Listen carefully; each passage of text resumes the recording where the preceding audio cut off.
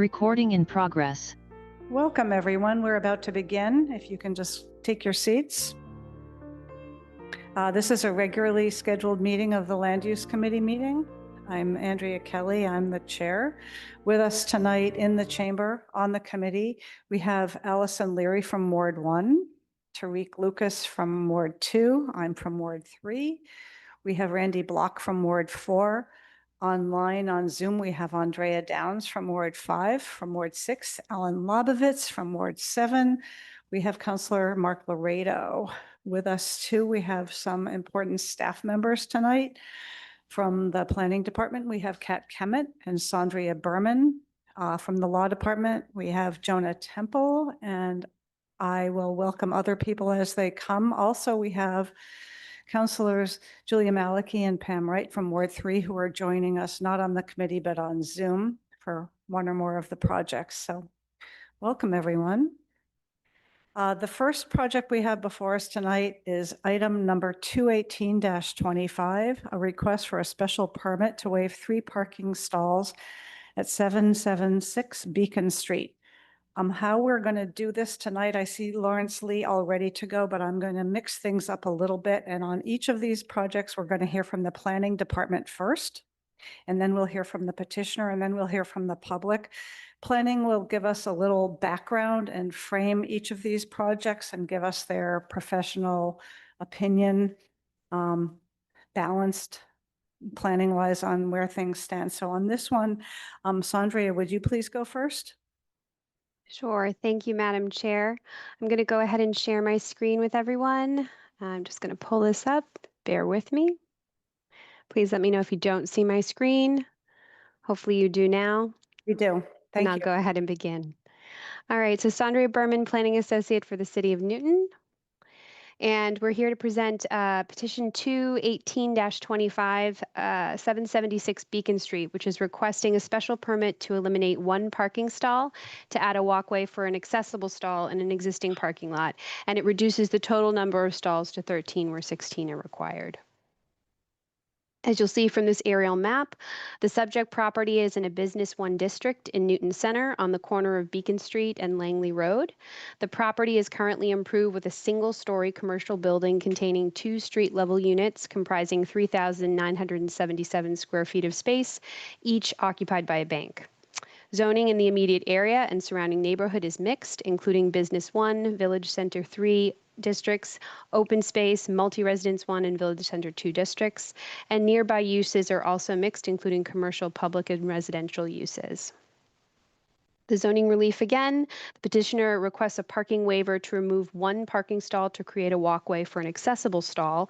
That reduces the total parking stalls to 13 where 16 are required. And some criteria to consider. That the site is an appropriate location for the requested parking waivers of 3 parking stalls. The requested parking waiver will not adversely affect the neighborhood. That the requested parking waiver will not create a nuisance or serious hazard to vehicles or pedestrians. Access to the site over streets is appropriate for the types and numbers of vehicles involved, and that literal compliance with the required amount of parking is impracticable due to the nature of the use or the location, size, width, depth, shape, or grade of the lot, or that such exceptions would be in the public interest or in the interest of safety or protection of environmental features. For planning's analysis, we believe that this is an appropriate location for the requested parking waiver of 3 parking stalls because the site is located in a village center with access to public transit in the area, has a diverse mix of uses with varying parking demands. The requested parking waiver also will not adversely affect the neighborhood because the site is in a village center with close proximity to public transit options and other options for public parking. That the requested parking waiver will not create a nuisance to vehicles or pedestrians because the existing curb cuts and driveway accesses are being maintained. And planning also notes that access to the site over streets is appropriate for the types and numbers of vehicles involved, as parking demand is mitigated by a proximity to public transit and by different peak demand for parking between the uses on the site. And finally, a waiver of 3 parking stalls is in the public interest because to meet the required 16 parking stalls would be impracticable due to the size and shape of the lot, as well as it would reduce safety for pedestrian and vehicular accesses to the site. And that concludes our planning presentation, Madam Chair. I'll return the screen back to the council and happy to answer any questions. Thank you very much, Ms. Berman. Now let's hear from the petitioner. Thank you, Madam Chair. For the record, Lawrence Lee, Rosenberg, Freeman, and Lee. Here on behalf of the petitioner, Ms. Berman really covered a lot of the material. This is a very simple, straightforward petition. I do have a quick PowerPoint slide to show you some photographs that I think may supplement the information that Ms. Berman already provided. So with your permission, I'd like to share my screen. Please go ahead. Thank And we appreciate that you will not be redundant. So thank you for that too. Absolutely. So I'm going to skip over some of the slides here to really the photographs of the site, which you can see this is the driveway going in. And I would like to sort of rephrase the request in terms of waiver of 3 parking stalls. It's really elimination of 1 parking stall because there's 14 parking stalls there now. What would be required is 16, but it's always been 14 because it's a pre-existing non-conforming situation.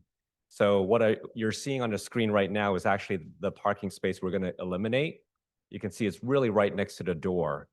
So by eliminating that, we will be able to provide a walkway directly to an accessible parking space. So these are just additional photographs of the rear parking area. They really speak for themselves. There's ongoing work right now because they're doing interior renovations by a building permit that's already been issued. And this is a big mess of an existing condition site plan. So I'm going to jump over to the next one, which will really simplify it. So where my cursor is, that's the parking space that I show you where it's going to be eliminated. And this is the HP space where a walkway is going to be marked up and improved. So it's really to improve safety on site. And that's pretty much it. Thank you. Thank you. We appreciate your summary and clarity. Are there any members of the public who would like to speak on this project, either in the chamber or online?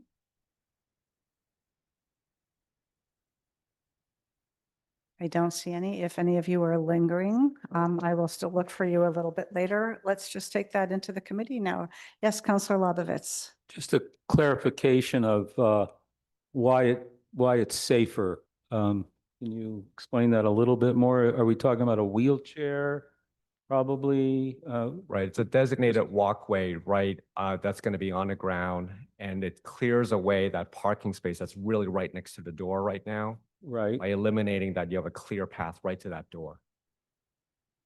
Not going through the parking lot and then maybe It may- taking a right and then Right. I'm going to show sort of you a that. perpendicular right angle into the door. Kind of thing. So, yeah, the HP space being where my cursor is. So by clearing up the space that's otherwise here, Right. it eliminates the need to go around. That's what I mean. Okay. Yep. You do still have to cross the parking lot, though. Right. Exactly. Well, but you're creating a path from the parking space directly That's right. toward Yeah. that sidewalk or walking area.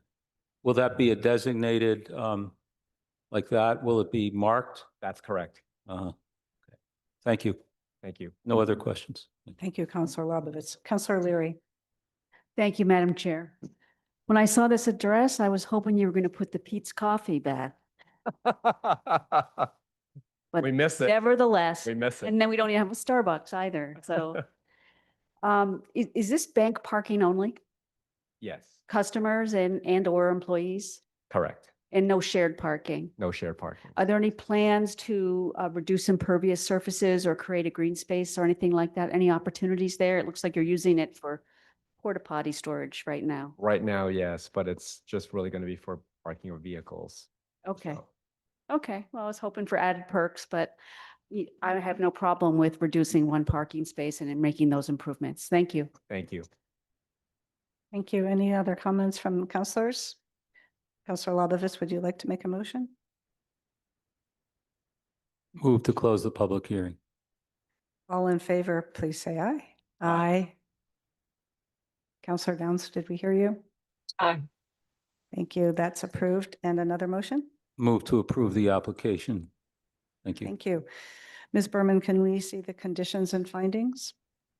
Yes, thank you, Madam Chair. I'll go ahead and share my screen one more time. Please let me know if you do not see it pop up on the screen.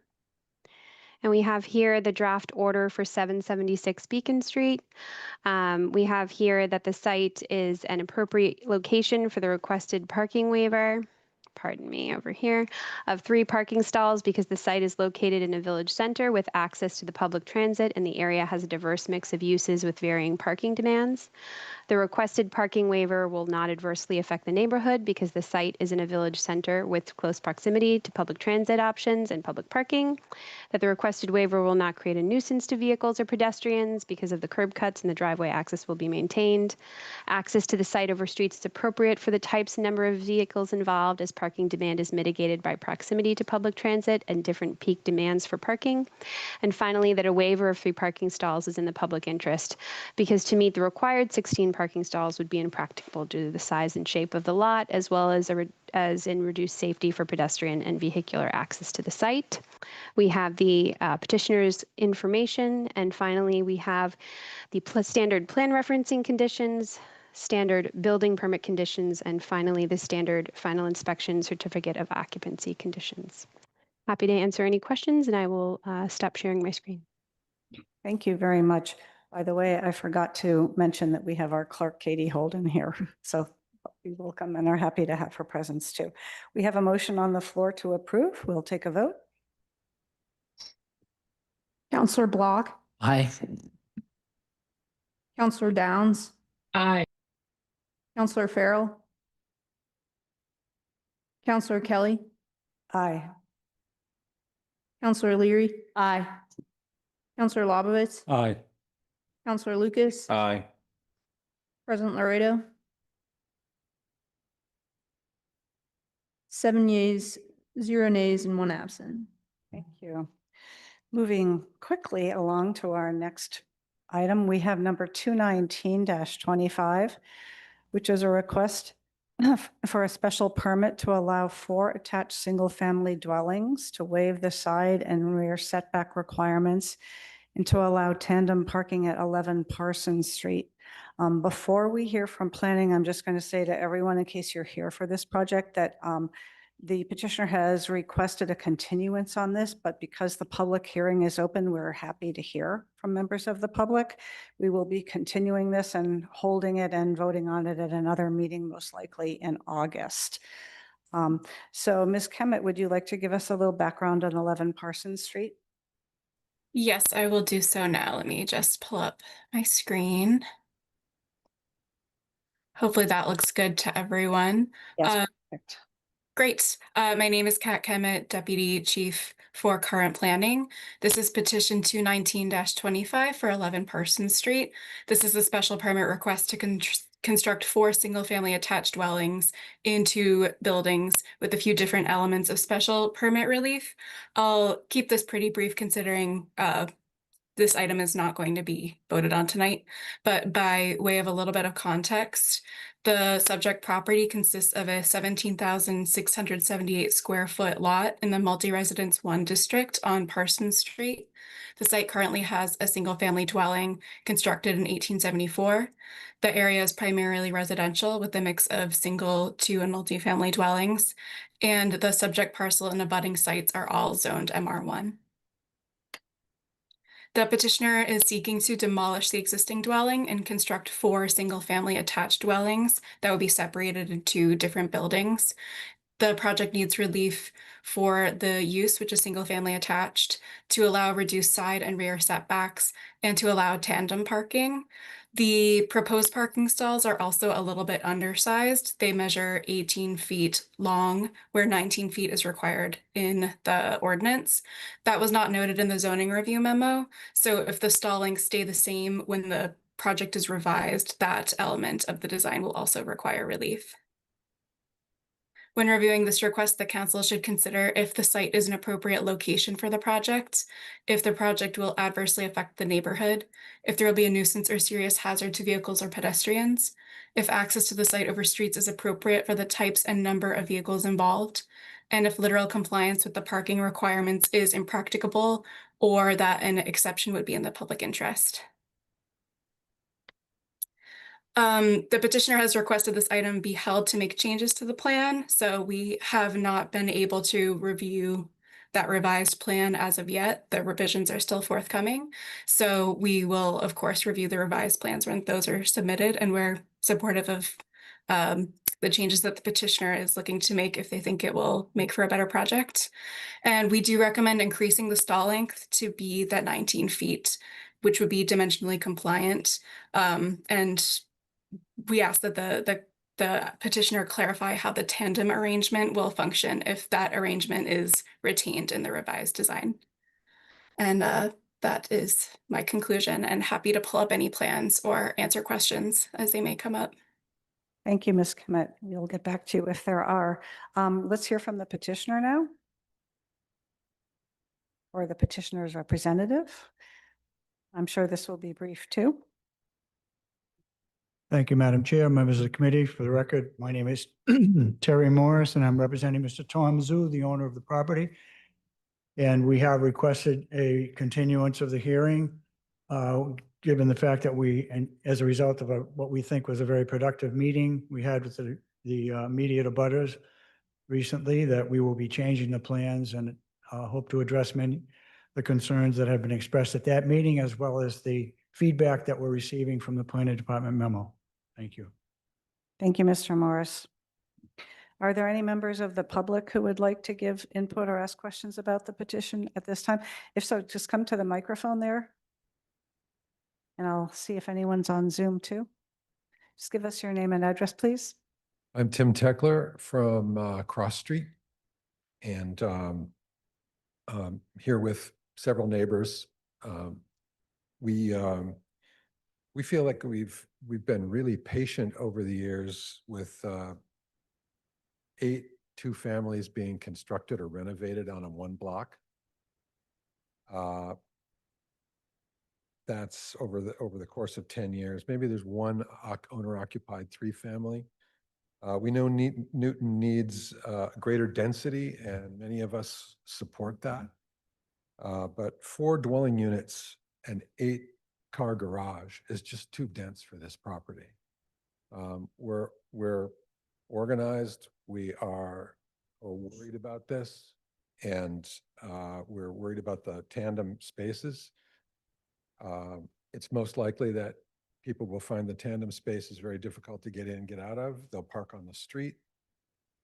It's 4 dwelling units, so that's 8 trash and recycling bins, and the noise that it generates on the street. And you know, the setback relief that they are requesting is just, we don't see how it's warranted.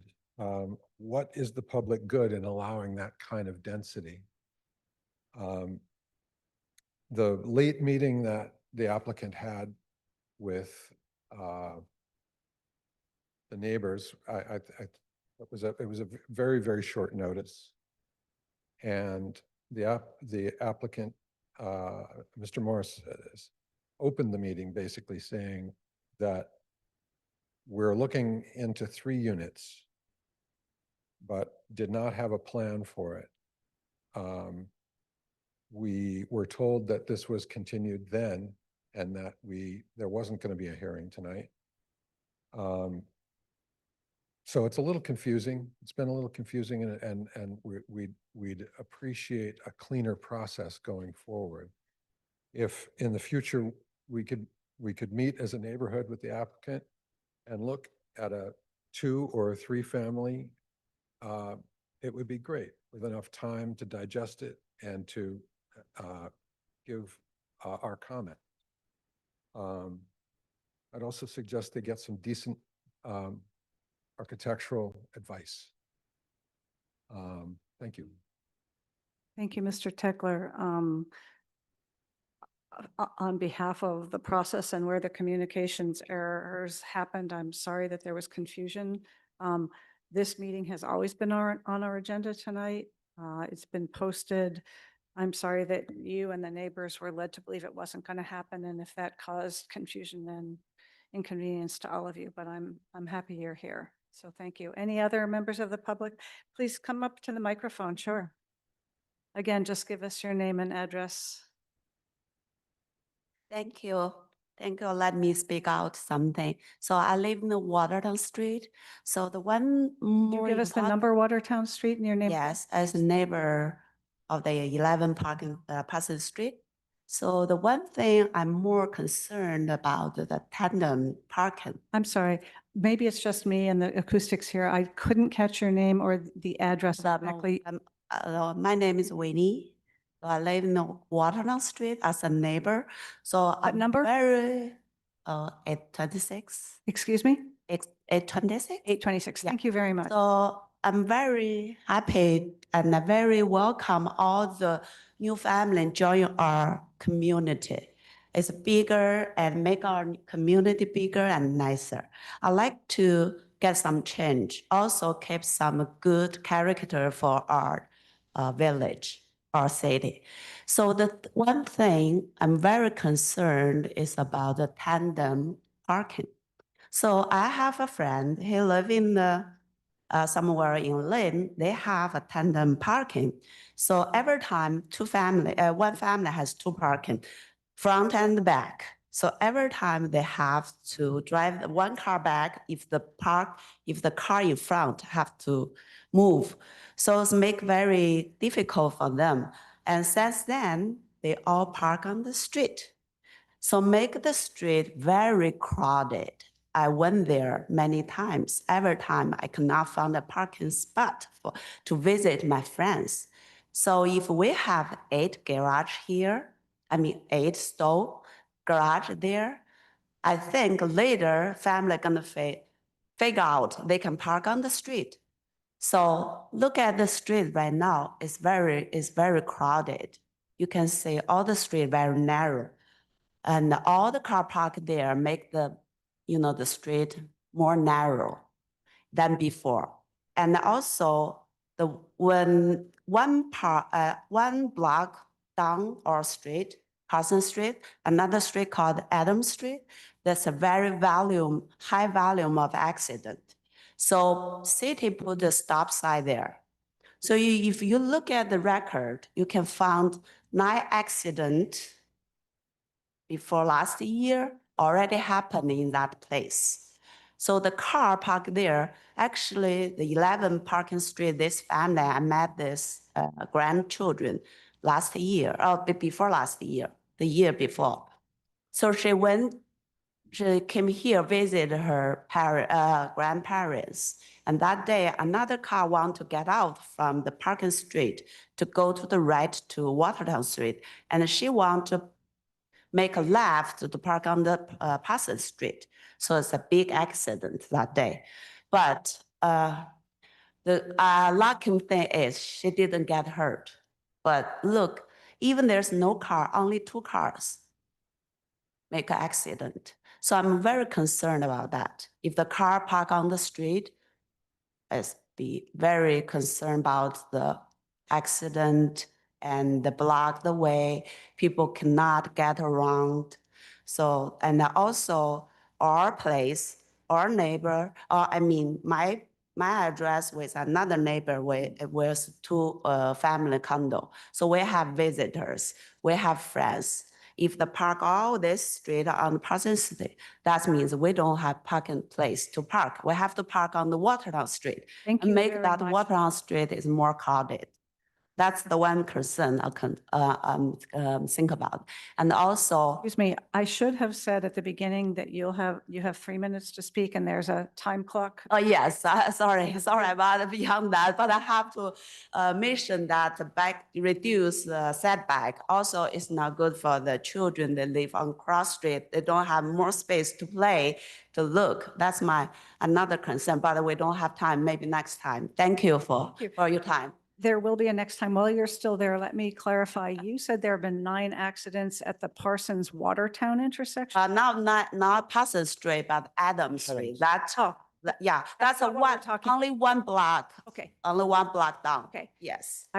It's not here though, but thank Not you. here, but so close. That means a lot of car pass by every day. Kind of close. Thank you. Yeah, thank you. Anyone else? Here, please come up. And I see you, Miss Belleville, on Zoom. I'll call on you next.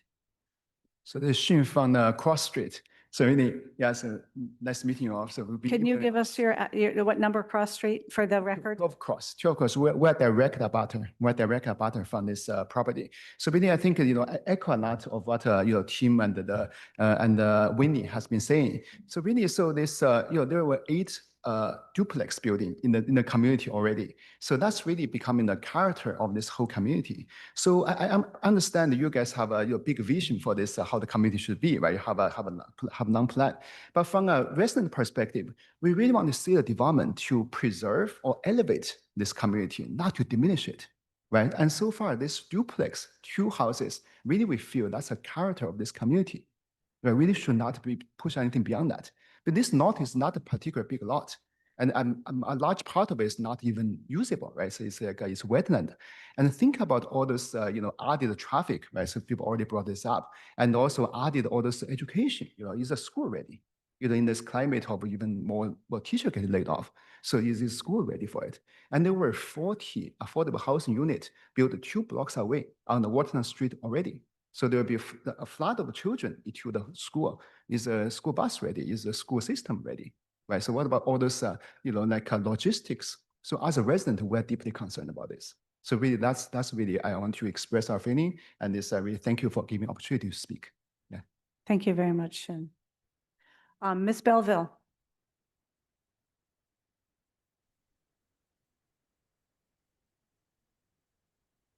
Can you hear me? Yes, we can. Thanks. Please. It's Mary Lee Belleville, 136 Warren Street. Since we're not going to get a lot of the details tonight, and it sounds like the developer is sort of rethinking the project, just a couple of thoughts. We at this point don't know what the size of the units that were being proposed. It was suggested that perhaps it was going to go from 4 to 3, but if they're knocking down the house, then I don't see any reason why they shouldn't be able to design a project that could be built by right. It seems like the lot is pretty large, and it seems unnecessary to design in a way that would require a lot of relief. And I would encourage this committee to, as they typically do, to encourage the developer to design something that fits the lot without the need for relief. Thanks. Thank you very much, Ms. Belville. S. Arcus on Zoom. Hi, yes, my name is Sarah Arcis. I'm at 35 Cross Street. I'd like to kind of reiterate some of the points that have been made, particularly about the parking. We are expecting it to be less than 4, but regardless, 6 or 8 cars coming in and out is a lot. Particularly if you look at it, if you go and look at the site, it's very tight, and the tandem parking is parallel with the street. That means people are having to come in and turn and park tandem. So it's like doubly difficult. For all the reasons everyone's talked about already, is going to encourage people to park on the street. We have a lot of parking pressure at the moment, with losing spots on Washington Street, Cross Street, Wiswall Street, Parsons Street. We're all struggling with extra cars parking in the neighborhood already, and very concerned about adding additional pressure from these extra cars. And finally, I'd like to echo Ms. Belville's comments about it's a good sized lot. It seems unnecessary for these waivers to need to be granted, and we would look for the committee to enable a kind of a fairer solution for the neighbors as well. Thank you. Thank you very much. Would anyone else in the chamber or on Zoom, members of the public, like to speak on this tonight?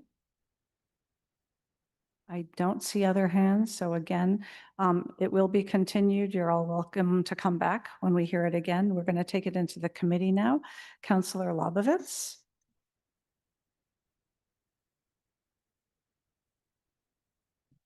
Question for the petitioner. The neighbors are looking for another meeting to look at any revised plans. Is that going to happen? Is that an intention to arrange for that meeting?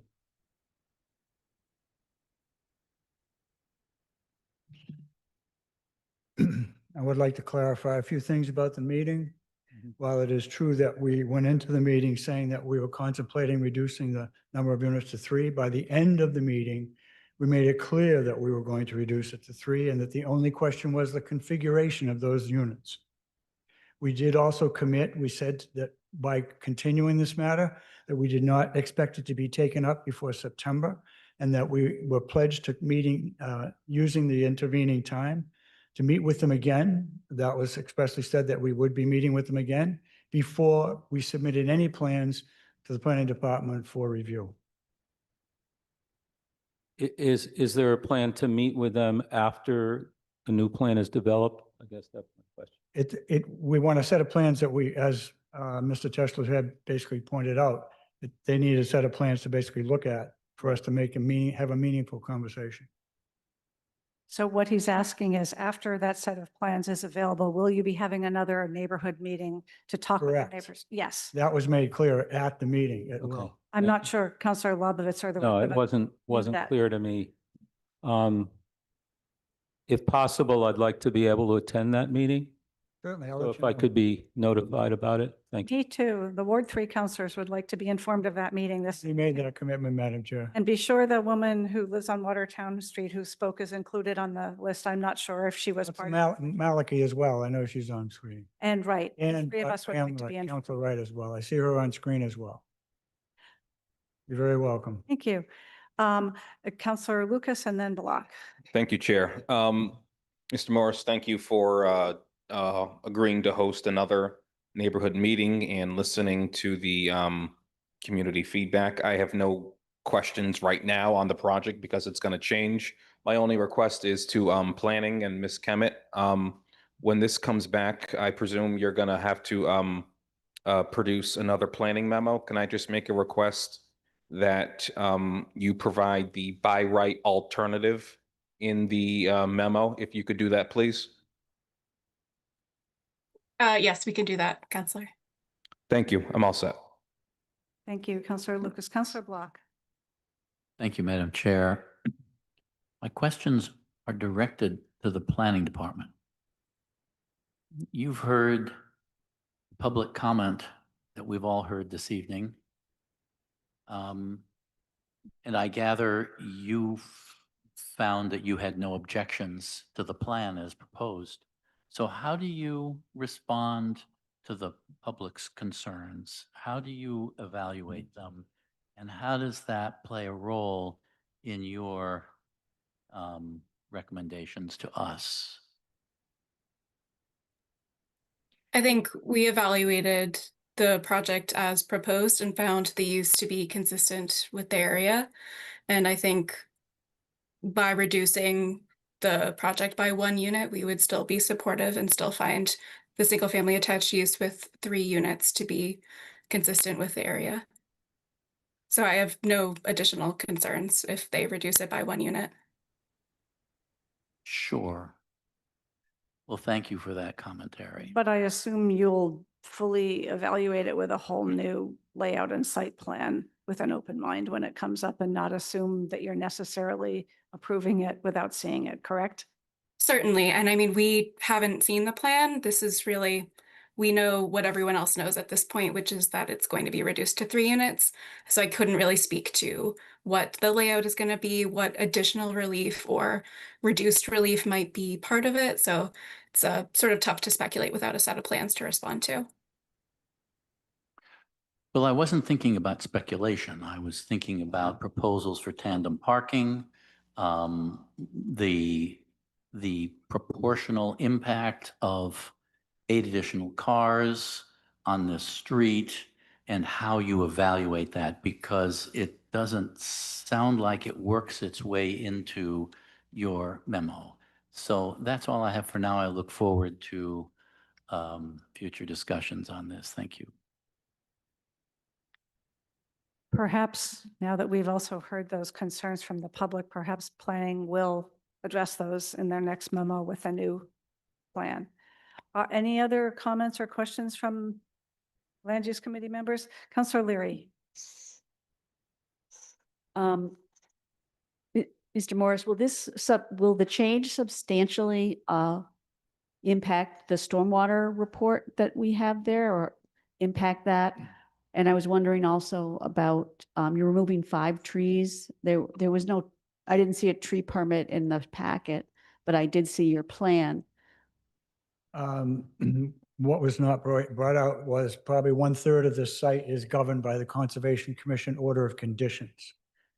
And that one of the positive things that was pointed in the planning department report, you may recall, was the fact that the parking was put under the building and out of sight.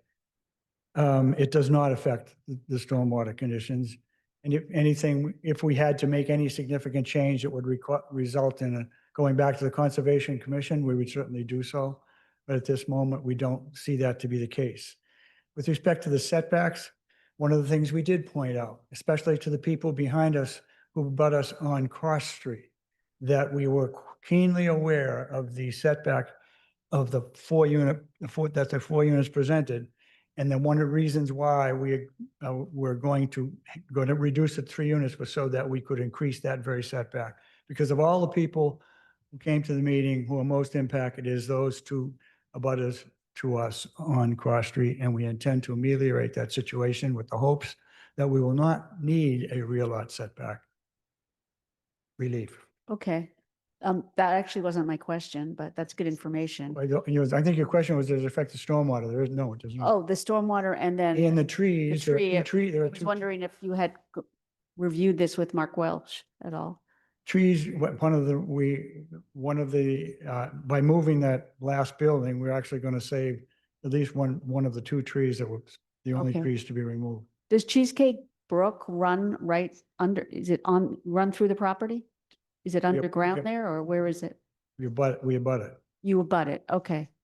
It's actually, yeah, the wet. I know what the goes through wetlands there. created by the elevation on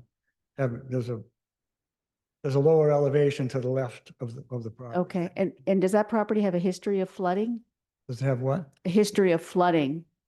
That's a very good question, Council Leary, because the immediate neighbor at 19 Parsons Street was at the meeting. And one of the things that we pointed out was that site has, as you know, as you frequently see when you deal with development proposals, we deal with these old lots that have no water drainage. And we have basically designed a capacity to deal with the stormwater runoff to the point where it's all going to collect on our property, not the abutters property. Okay, I'd like to ask more about flooding issues because as you know, we're getting much more intense periods of precipitation and we're seeing more flooding and it's overwhelming, our stormwater system. So, it's just a concern. You're saying this would improve the current situation. Absolutely. Okay, that's all my questions for now. Thank you. Thank you. Really good questions, and I assume that the city engineer will also review the final plans to let us know that he thinks that this is an improvement of drainage too. That will be a helpful thing for us to know. Any other comments from Land Use Committee members? Otherwise, Councillor Lucas, would you like to make a motion to hold? Move to hold. Thank you so much. All in favor, say aye. Aye. Aye. That's unanimous. Thank you very much for your time. Continued, we're on hold. Thank you, neighbors, very much for, yes, Councillor Lobovitz. Oh, Councillor Wright, I'm sorry. I just wanted to point out there's another house. I don't know if it's on Parsons or on Dunstan. They're next to Cheesecake Brook and they're actually built on stilts. So they don't have a basement so that for the flooding, it could just go under the house. I apologize. Your hand was raised right behind my screen and I didn't see it. I'm sorry I didn't get to you sooner, Councillor Wright. That's fine. Thank you. Next, we have item 220-25, a request to allow 3 attached single-family dwellings with dimensional relief at 16 20 Winter Street. Again, we'll hear first from planning, and then we'll come to the petitioner. Okay, thank you, Madam Chair. Good evening again, everyone. I'm going to go ahead and share my screen. Please let me know if you do not see it come up. All righty. You bear with me as I go through. All right, so we have here petition 220-25 for 1620 Winter Street, requesting a special permit to construct a rear addition to an existing two-family dwelling to create a three-family dwelling. As you'll see here from the aerial map, the subject property is located in a multi-residence 1 district situated in the Newton Upper Falls Local Historic District. The property is currently improved with a two-family Greek Revival cottage dwelling, and it's constructed in 1845. The zoning in the immediate area and surrounding neighborhood is mixed, including Business 1, Multi-Residence 1, and Manufacturing zones. And the nearby uses are also mixed, including single-family, two-family, multifamily, business, and manufacturing uses. As you'll see here from the zoning relief, the petitioner requests a special permit and a site plan approval to construct an addition to the rear of the existing dwelling to create 3 single-family attached dwellings in 1 building at 1620 Winter. And some criteria to consider in reviewing this proposal is if the specific site is an appropriate location for the proposed 3 single-family attached dwellings as designed, that the proposed single-family attached dwellings are as designed will not adversely affect the neighborhood, that there will be no nuisance or serious hazard to vehicles or pedestrians created by the proposed single-family dwelling as designed, and access to the site over streets is appropriate for the types and numbers of vehicles involved in the proposed single-family attached dwellings as designed. And literal compliance with the city's parking regulations is impracticable due to the nature of the use or the location or size or depth or shape of the lot, grading of the lot, or that such exceptions would be in the public interest or in the interest of safety, protection of or the protection of environmental features. And finally, our planning analysis is that planning believes that the use is appropriate for the site and the neighborhood and will not be out of context with the neighborhood, which includes a variety of districts, building sizes, and uses, that the proposed use is appropriate for the site and it will not adversely affect the neighborhood or create a nuisance or serious hazard to vehicles or pedestrians as designed. Additionally, the proposed project complies with the dimensional standards for open space, proposing 51%, where 50% is the minimum required. However, this is a substantive decrease from the existing 70.2%. Planning also notes that the site design features a notable amount of proposed paving and parking and an increase in impervious area from the existing 3,682 to the proposed 4,825. And finally, that the landscaping plan incorporates permeable pavers for 2 parking stalls and a portion of the right westerly driveway, mitigating some degree of impermeable surface areas. And that concludes the planning presentation. I'm happy to answer any questions. Thank you very much, Ms. Berman. Let's hear from the petitioner. Thank you, Madam Chair. Lawrence Lee from Roseburg, Freeman and Lee on behalf of the petitioner. Good evening once again. With your permission, I would like to share my screen. Please go ahead. Thank you very much.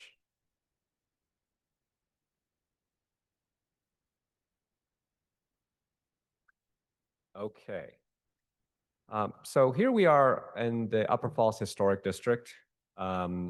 We have basically a 2-family house and we're looking to add to it.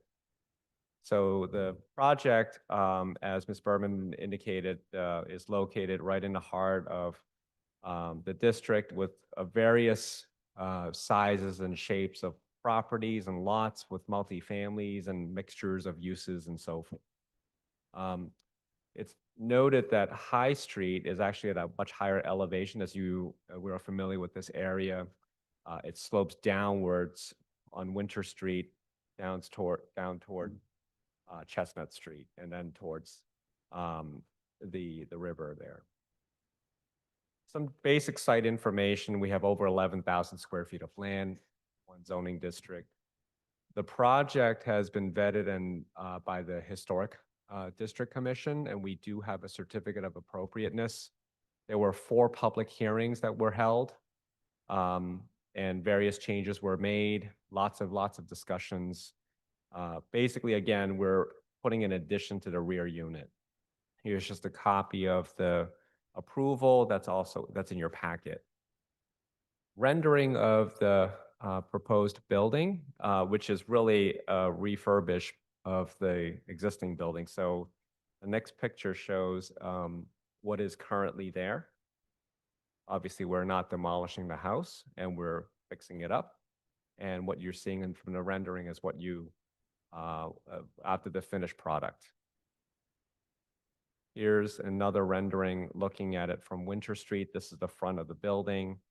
And this is where the driveway slopes down. So there actually are 2 existing driveways already on site. So our next slide will show you, where the 2 existing curb cuts are. So you'll see on my cursor on the left side, here is Winter Street. On the left side is a curb cut with an existing driveway. And then on the right-hand side, there is another curb cut with an existing driveway as well.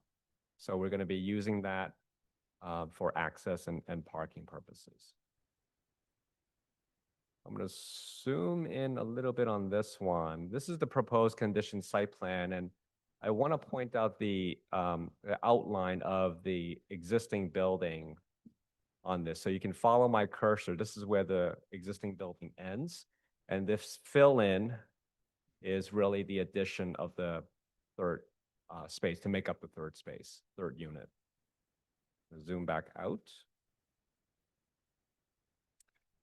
As I mentioned previously, there is an existing curb cut for a driveway. We're going to continue to use that. This is one of the units on this side. And then the other driveway on the right-hand side, 2 exterior parking spaces. And then you have 2 single-car garages inside the building here. The orientation of this plan is a little bit different. On this, the right-hand side is where Winter Street is, but I think this makes it a little bit clearer without all the technical lines on the drawings showing the building. And again, this is where the line is with the existing 2-family house, and we're going to fill in that space and the back here. Landscape plan. As noted by planning, there are permeable pavers.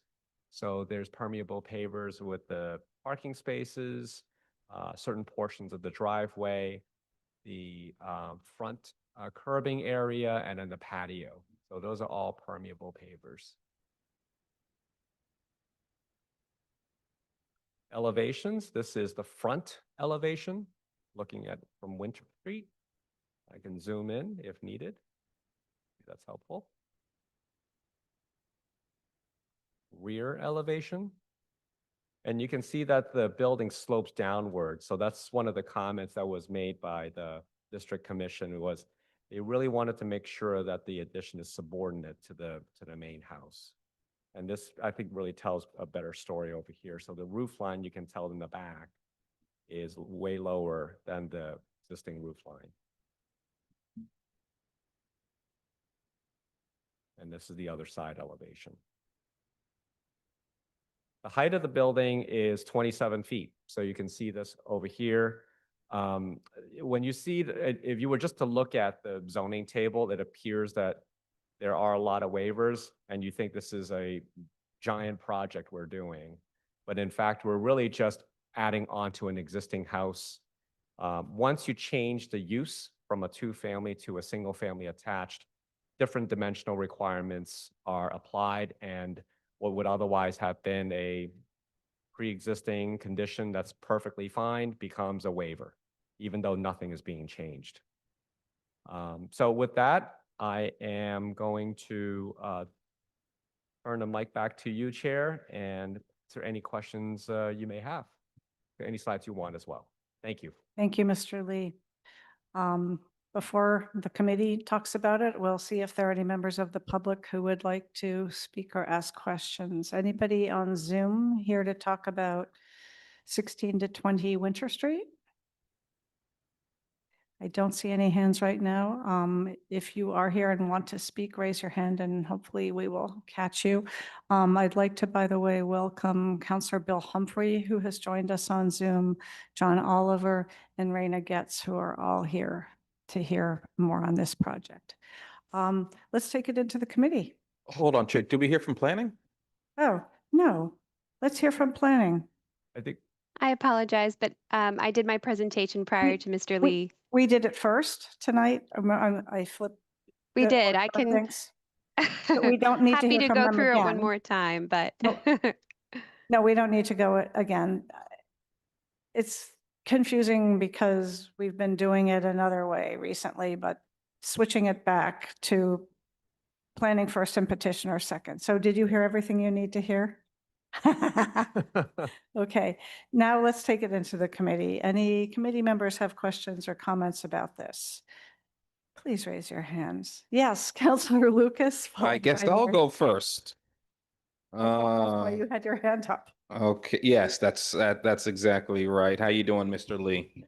Good, thank you. Yeah, so I'm glad you had many meetings with the Upper Falls Historic District Commission. We did. Looks like they were supportive of the plans. Do you remember what the vote was?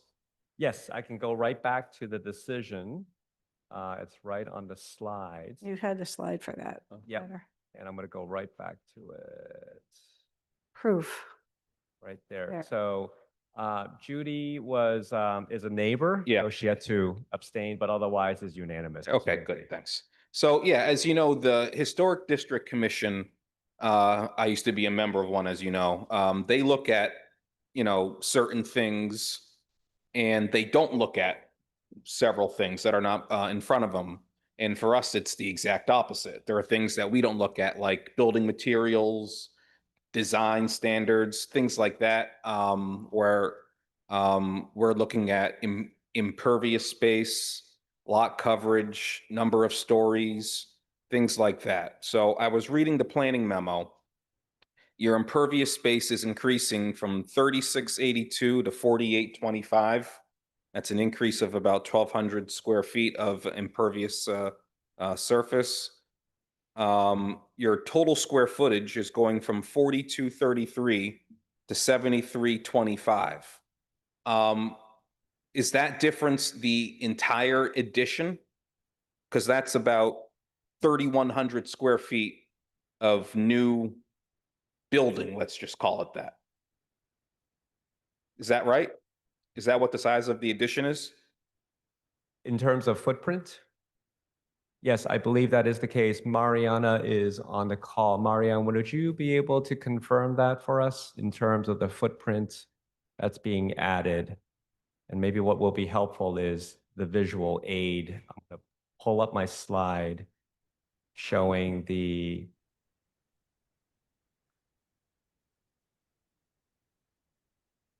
so the building really didn't get bigger other than the fill-ins. So here's the outline of the existing. So you have some overhangs as well as the back addition here.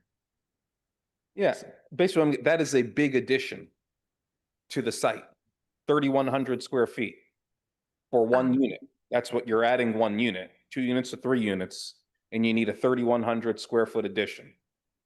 Well, it's an alignment of the existing building. So what it is you can see these dark lines over here. We had to reorient the interior as well. So the outline of the existing building goes this way. And so when you add on to the structure, we had to change the interior layout so that now it's more of an equal distribution between 3 units. I get all that. I mean, I understand what the architect did here. It's just that it's a 3,100 square foot addition. That's a big addition. The other thing is your lot coverage is now at 27.6 when, as you know, the max lot coverage is 25. And I think you know how I feel about lot coverage. So, to me, this is a little bit of a problem. I think what is in front of us, and I'm giving credit to the architect and their respective team. They got it approved unanimously by the historic district. I think that's wonderful. But I'm looking at impervious surface, I'm looking at total square footage, and I'm looking at lot coverage. So the way I see it right now, this thing is way too big for the site. I know we don't look at FAR, but I think your FAR was 0.64 where the max is 0.48. It's helpful because it gives us a reference. It's just how much bigger it is allowed, and if this was a two-family house.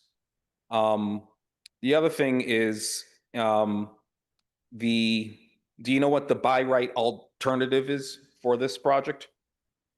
What it is currently is a two-family house. And by right can also, there's an accessory apartment ordinance as well too. So we can potentially. Yeah. do that.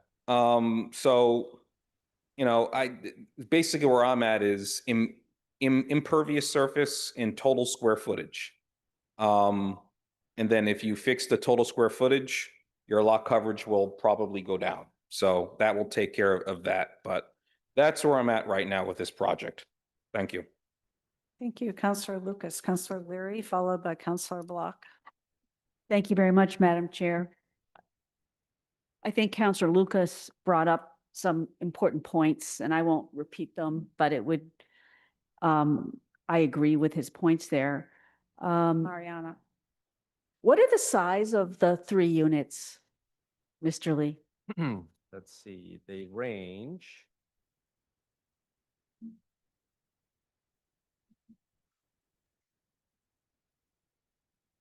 $2,400 to 2,600 square feet.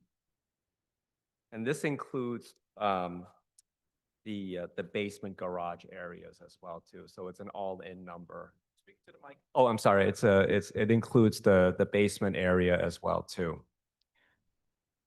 The basement and the garage part? did you say? Garage, right? There's 2 one-car garages.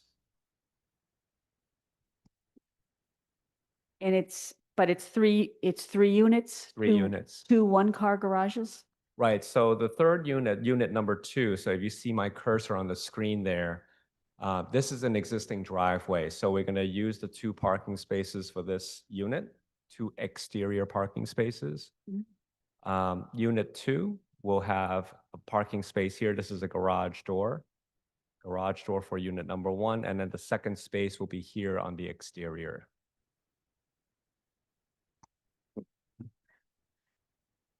Okay. And have you had meetings with the neighbors? We did. So Councilors Humphrey as well as Getz were able to attend. Okay. I believe Councilor Downs was out of the country at that time. Okay. Yep. Perhaps they'll comment on that as well. Yep. So it does look like it's a lot of development on the site, but I have to say the architecture is quite lovely. I really like the way the house fitted in and the way that you had kept the original structure and kind of worked with that and really made it a very attractive building. I really like that. So those are my comments for now. Thank you. Thank you very much. Thanks, Councillor Leary. If you wanted the specifics, the unit sizes start at 22,422, a little bit over 24, and go up to a little bit over 26, 2,652. Mariana, I see your hand up. Did you want to speak to some question that had been asked about the architecture? Yes, please. Yes, sorry. Good evening, it's Mariana Dragati from MGD Plus. I would like to come back to Councillor Lucas' question, if you don't mind. I'm sorry, couldn't unmute when I wanted to respond to one of his questions. So we went through several meetings with this Historic District Commission, starting with a different with the very original proposal was more as a small addition to the back, like an appendix attached to the existing building. However, working with them, their preference was to see more like, and this is how they describe the option that we presented today, more like a telescopic type of building, where the whole increase or expansion of the building happened only to the back of the existing building. And because of the shape of the existing building, as you could see, had like 2 wings We had to infill that portion and then therefore accommodate another unit that also the floor plan layout made sense for a 3 bedrooms unit. We managed to accommodate in a way that the neighborhood was happy with the final proposal. And another element that increased the impervious surface was the fact that we wanted to move the parking spaces that today dominate the front of the building. So if you drive in front of the building today, you will see that all these parking are these cars, basically the residents' cars, are parked almost on facing the street in a tandem position. We wanted to put it more to the inside the lot, so they were not that visible. For that reason, we also increased the amount of impervious surface in driveway and parking spaces. However, as Mr. Lee expressed, we intend to use permeable pavers there, and we are open to use also porous asphalt for the driveway ramp in order to increase the permeability of these surfaces. Regarding the number of stories for this unit, yes, the lower level now is a basement. It's no longer, considered as a basement. It's the first story of the building. So for that reason, we have to include the entire square footage of the lower level, which in another regular situation, we would have treated only as a basement and therefore is not included into the FAR calculation. And there was another question that I don't know if I am missing one, but well, I'm happy to answer more questions if necessary. Sorry about that. Thank you. You're welcome. Okay. Councillor Block, are you all set? Councillor Leary, Councillor Block. Thank you, Chair. My questions, well, first of all, I want to second what Councilors Leary and Lucas have said about the design and the approval by the Historic District Commission. I think that is laudable. But as Councilor Lucas said, we're here to look at different things than the Historic Commission. And my questions have a lot to do with this street, this Winter Street, and I'm really interested in what the Planning Department has thought about and how it considers how this street, that is the immediate neighborhood, will be affected by this.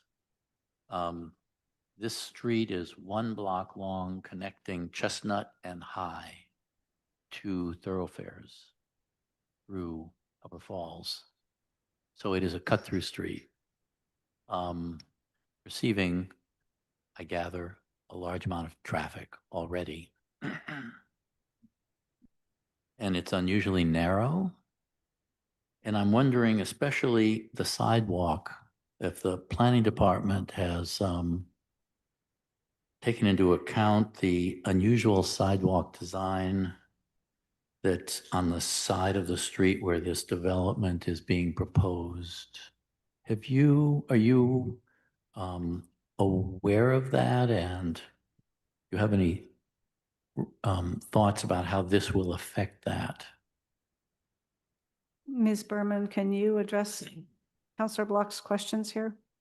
Sure. Well, to start, thank you, Councillor Brock, for the questions. To address your first question about the neighborhood area, as expressed in the memo, it is surrounded by a number of different districts and different uses. So you have single family, 2-family, multifamily, business and manufacturing uses. So as you do point out, it is an active area. There are cars going in, but this specific use would not be outside of that norm.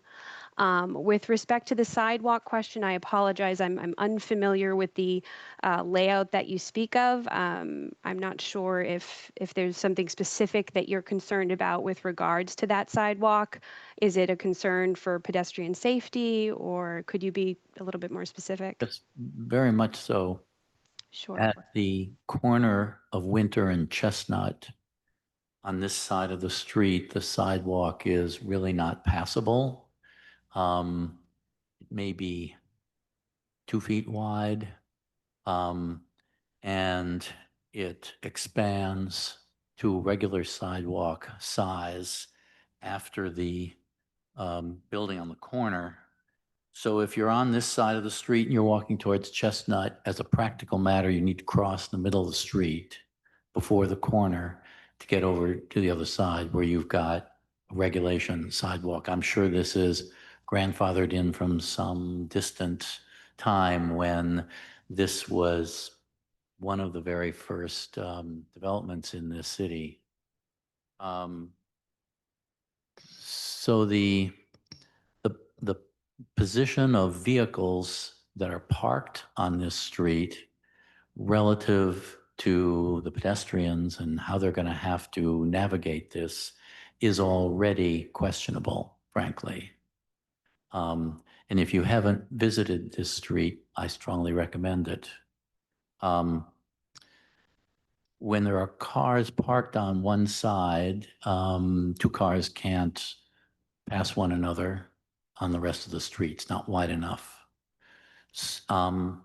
So with another unit being proposed with the periodic parking on the street that this will enhance, it seems to me this has the potential to create a significant additional hazard to vehicles and to pedestrians, which is, of course, one of the determinations which we need to make here. And I always wonder about the planning department's discussions in terms of these determinations and whether you go through a similar process. I see the statements that you make that we have to review, and I hope you do the same in your deliberations. This 1 block long street, I'm curious if you have data on how many residences are on this street right now. Do you happen to know that? Councillor Buck, I don't have the specific number of residences. I can absolutely look that up and get that information back to you, but I do not have the exact calculation. I mean, it's a small street. There are a number of residences on there. As a percentage, 1 more is probably not insignificant. I suspect it's a 10% increase, a 15% increase. Those numbers are not de minimis. So I'm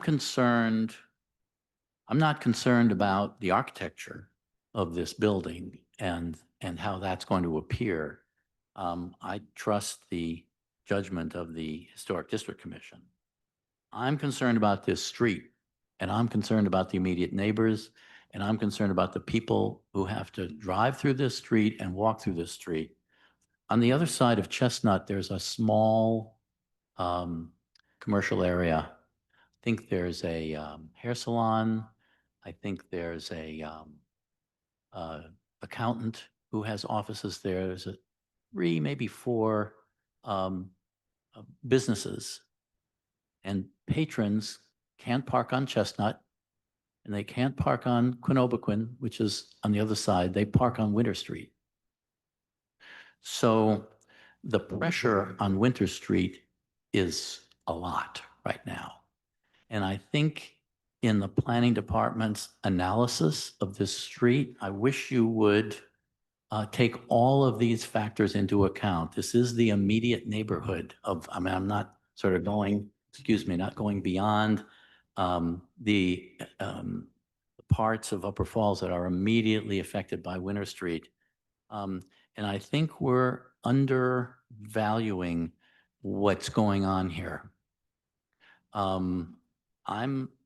mean, this is a very old part of Newton, and there's there's a good reason. This is a historic district. And I think we modify it. We should modify it very carefully. And we should think about whether even one more unit with 2 more vehicles in and out, adding to what's already happening there, whether that isn't a hazard that we should not allow to happen. So this is how I'm looking at this right now. And I would really appreciate the planning department's evaluation of this street, how it's functioning, are cut-throughs increasing? Just how do we grapple with this determination about impact on the neighborhood that we have to make?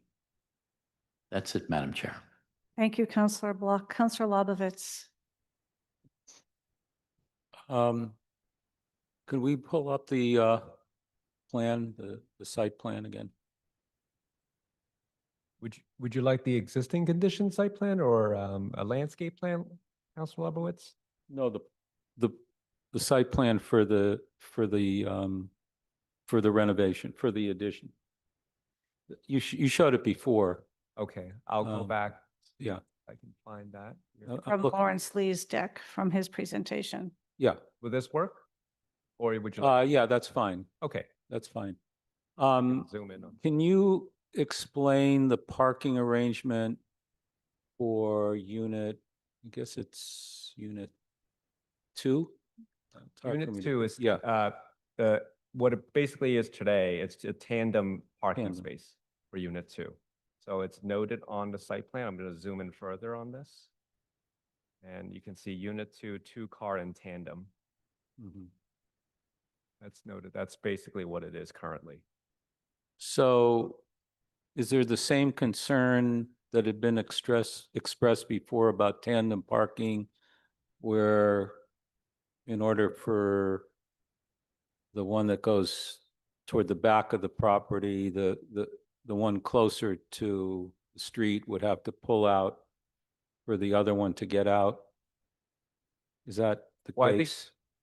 I think that any house with a single width driveway has that Right. issue, Right. you know. Okay, so the answer would be yes. I'm also looking at the width of the other driveway. Does it have to be that wide? Seems awfully wide. Are you Just referring for, to this distance over here? yes, Let me see if I can get it. Yeah, do you have a dimensioned plan? yeah, that would be helpful. Is So that, the curb cut is 12 feet, so I think it's approximately 12 feet. You see, I don't know if you can see that line, but I can see it on my computer here. It's going to zoom in a So- little bit more. so is that wide enough for cars to come in and out at the same time, No, or? One no? at a time. One at a time. Just seems awful. Is that a typical width of a driveway? I don't remember. Can be. Didn't know. Yes. So it's in the ballpark of a more of a Oftentimes, typical. right. Oftentimes you see about 10 to 12. Okay. The narrowest you can go is 9 feet, which is super narrow. Uh-huh. Which is what we would ask for the width of a parking Parking stop. space, correct. Yeah, no, I understand. So 9, 10, 12. I mean, I know that this is not relevant right now, but there is a move to lift the parking ban. And just seems to me, again, especially in that unit 3, is it? Because of the tandem parking, there's going to be a tendency for people to want to park I think on the street. So that adds to the concern of that, the way that's arranged. I could speak a little bit about the street parking, which dovetails to Councilor Block. Yeah. I want to Yeah. make sure you finish. And But Yeah. in terms of the street, I think what may be helpful is looking at the Google Maps over here. So our property is this house. And Mhm. as you can see, the tandem parking situation exists on the existing house. Mhm. Okay. And so as we go further into the street, you'll see that actually this side is no parking. So you can see a no parking sign right there. So the entirety of that side, I think that helps address perhaps Councilor Block's concern. And I think what he was referring to is this location right here where the uniqueness of this walkway is undersized. And I think that's why the city made improvements with this walkway over here that leads pedestrians to this side of the sidewalk. And so that's, I think, a typical street without parking on this left side, which I think is the northerly side of Winter Street. So I thought that that was helpful to visualize what Councilor Block was raising as a concern. So it looks like there's no possibility of widening that very narrow sidewalk that. I think that really Councilor speaks Block. to the Okay. historic nature of this area, Yeah. because these houses have been there for quite a long time, Yeah. and we're effectively building roads around structures as opposed to the other way around. So, So it sounds like it cannot be widened. correct. Mhm. I'm only taking an educated guess here, Yeah. but that And- would be city property. And my last question is, without the basement, how big are the units? Good question. Mariana, would you have that in figure? Thank you. Yes. So essentially, one of the units, the unit that you see in the back, what is considered the basement is actually the first floor of the unit. So you have first, second floor, and then what it would be the typical attic is our, is the half story over that second floor. That is one unit. The other two units in the basement, we have the single car garage. So we can exclude from these units the garage square feet, and that would be 50% of the footprint for the other two units in the lower level. So if we consider at the moment around between 500, I have to calculate that precisely if you want me to give you square feet. But if you exclude the garages, it would be just 50% of the footprint of the first floor in the basement. So the living space would be around 1,800, is that what you're saying? More or less, yes. Ballpark? I can share if. No, that's okay. It's just a okay. ballpark. I understand. Okay, I can share the floor plans if you want. me to No, share. that's okay. I appreciate that. No further questions. Thank you. Thank you, you very much. Councilor Lovovitz. Councilor Downs, I do see other councilors with their hands up, and I will come to you after we do the committee members first. Councilor Downs.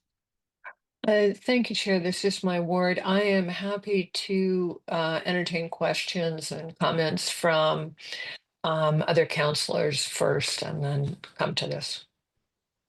But your hand was up. Okay, and I am It's all trying to right. keep it in committee first, so I will come back to you. Fine. Before we move on to some of the other councilor questions, while we have it in committee, I do just have two questions for you. Very specific, getting back to the dimensioning question that Councilor Lobovitz asked.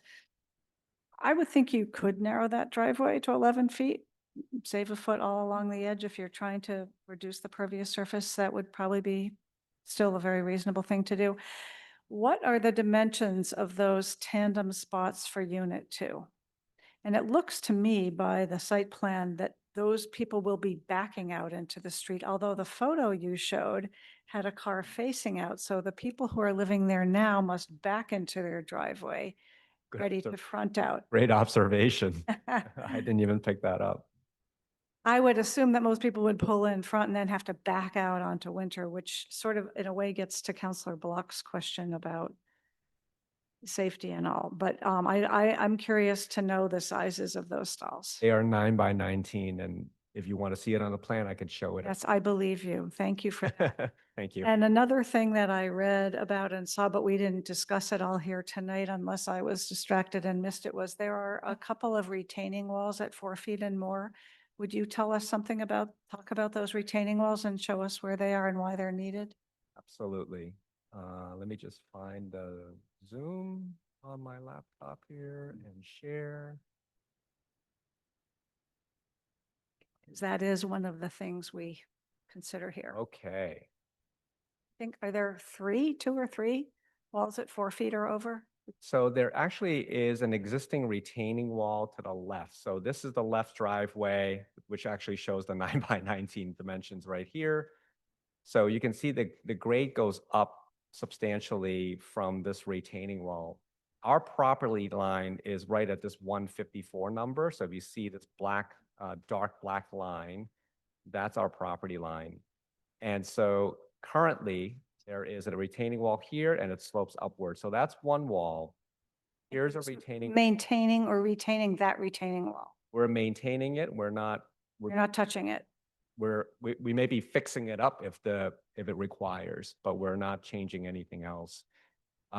There's a little what I'm going to call it maybe a terraced area where you can see there's a top of wall number of 147 and a bottom of wall number of 146.7. So it's a very short wall.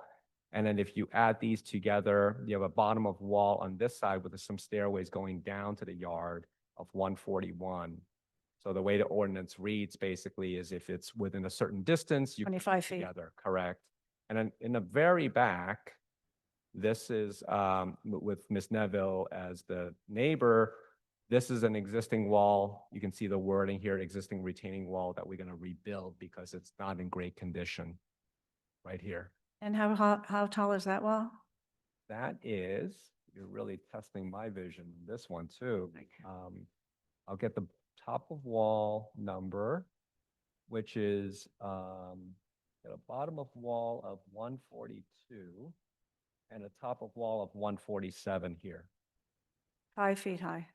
Yep, approximately. So there are 4 walls 4 feet or higher. Yeah, pretty much because it slopes downwards from, the left side over here towards us. And so you're basically seeing us maintaining what is currently there and fixing it up. 2 of those you're maintaining or rebuilding to fix up, and 2 little ones you're adding. Little ones, exactly. Yeah. It's a Now, terrace. that's a good thing for us to be made aware of, both in the planning department report and yours, because it's not something people would just notice Sure. on the plan. So thank you. Let's move on to other counselors who have had their hands raised. Counselor Oliver, you've been patient. You're up. Great, thank you, Madam Chair. And I'm going to start by saying, wow, you guys asked great questions because you've got several of mine, including the retaining walls. But there is one question left, and that does have to do with the total stories and the massing. And I believe, Mr. Lee, you, if you could go back, sorry, I hate to do that, but if you could go back to that Google Streets view, that might be the best place for me to see what I'm after, which is, it kind of looks like from the drawings I can see here, and I am having trouble getting onto NewGov right now. So maybe it's in some of the files that I just can't see, but if you could go to the side of the property, I believe it would be the west side of the property where the new driveway or the driveway there we go. Yeah, that view. If you could just kind of zoom in a little bit more, maybe a little bit less. Oh, sorry, let me just, is this one? No, the other side, sir. By closer to that red building. Yeah, there you go. Okay, so this side of the property, it looks like there's some significant work being done as well to front to back. Is that fair of the property? Significant work, are you relating to where my cursor is? No, I'm sorry, to the actual structure itself, because what I see in the rendering that you showed was two peaks. And maybe it's another peak, kind of like what we're seeing here. Right? On this, yeah. Two there, because there are two of those big peaks, right? Yeah, let me go back to just stop share and then jump back over to the PowerPoint where it has the renderings. And then I think that may be helpful. Let me just give me 1 second. Okay. Does that help? Right. There you go. So we've got these, basically, it looks like the one peak kind of stays, at least in terms of its mass. And then we add a second peak, right, as we move to the back of the building, right? And then there's a lower roof line, right, that extends to the back. Back here. Right, yeah, bingo. So is there, and this is kind of building off a few of the questions I've heard so far, it does appear to me, and that I think that's a great view. It does appear to me that there is significant changes to the massing of this structure in addition to what's, or what we've been calling the addition. Is that roughly accurate? Yeah, this is a good time. I think Councilor Lucas brought this up about massing. One of the directives actually in the Historic District Commission is massing. The statute actually gives the District Commission additional powers to impose additional setbacks beyond zoning. Because if they feel that the massing is inappropriate, it would actually require you to go smaller than what zoning would require. I can tell you that we spent a significant amount of time looking at massing and the rear addition through the 4 hearings. From the very first hearing over a year ago to the 4th one in October, we have reduced the massing of the addition in the back because that was discussed substantially. There's a lot of time was dedicated to that. So they don't look at the numbers like we do in this commission, but in terms of the overall massing and how it relates to the surrounding buildings and it relates to the lot area, I can tell you that the Historic Commission did look at massing quite a bit. Sure. And like you just mentioned, I am as well. As the chair mentioned a few minutes ago, there's a few of us who are kind of focused on things like overall building height, retaining walls, and it's kind of how they figure into that. So we're paying close attention to that in addition to massing. But I appreciate the answers to the question. It does seem to me that we're packing a lot onto this property. And with that, I'll just kind of do a little bit of a +1 on some of the comments that I've heard so far from a few of the counselors, including Councilor Lucas. But that's really all I have in addition to what we've already heard. Thank you, Madam Chair. Thank you, Councillor Oliver, and thanks for not saying again what was already said by other people. I appreciate your +1 comment. Councillor Maliki. Thank you. Is there a way to see the slide that we just saw and the current west elevation of the current house side by side? I do not have a picture of the existing house. The only information I can share is the Google views that's available if you want to look at that, Councilor Maliki. Are you asking for a split screen of the Google view with this? Well, the Google view is only what you can see from the street, though. It's not what you'd see if you're standing on the side or the next house over. They don't have that. In this view here, how much is new left to right? Is the whole second peak new? What I may ask here is for Mariana to address that. Perhaps if she also has a photograph of that elevation. Yes, I was trying to find that one. So if you give me just 1 second, I can probably. I mean, I would Yes. imagine the Historic District Commission would have looked at it. Yes, let me see if I can share. Oh, let me stop share. Sorry, Mariana. Oh. Can you see my screen? Yes.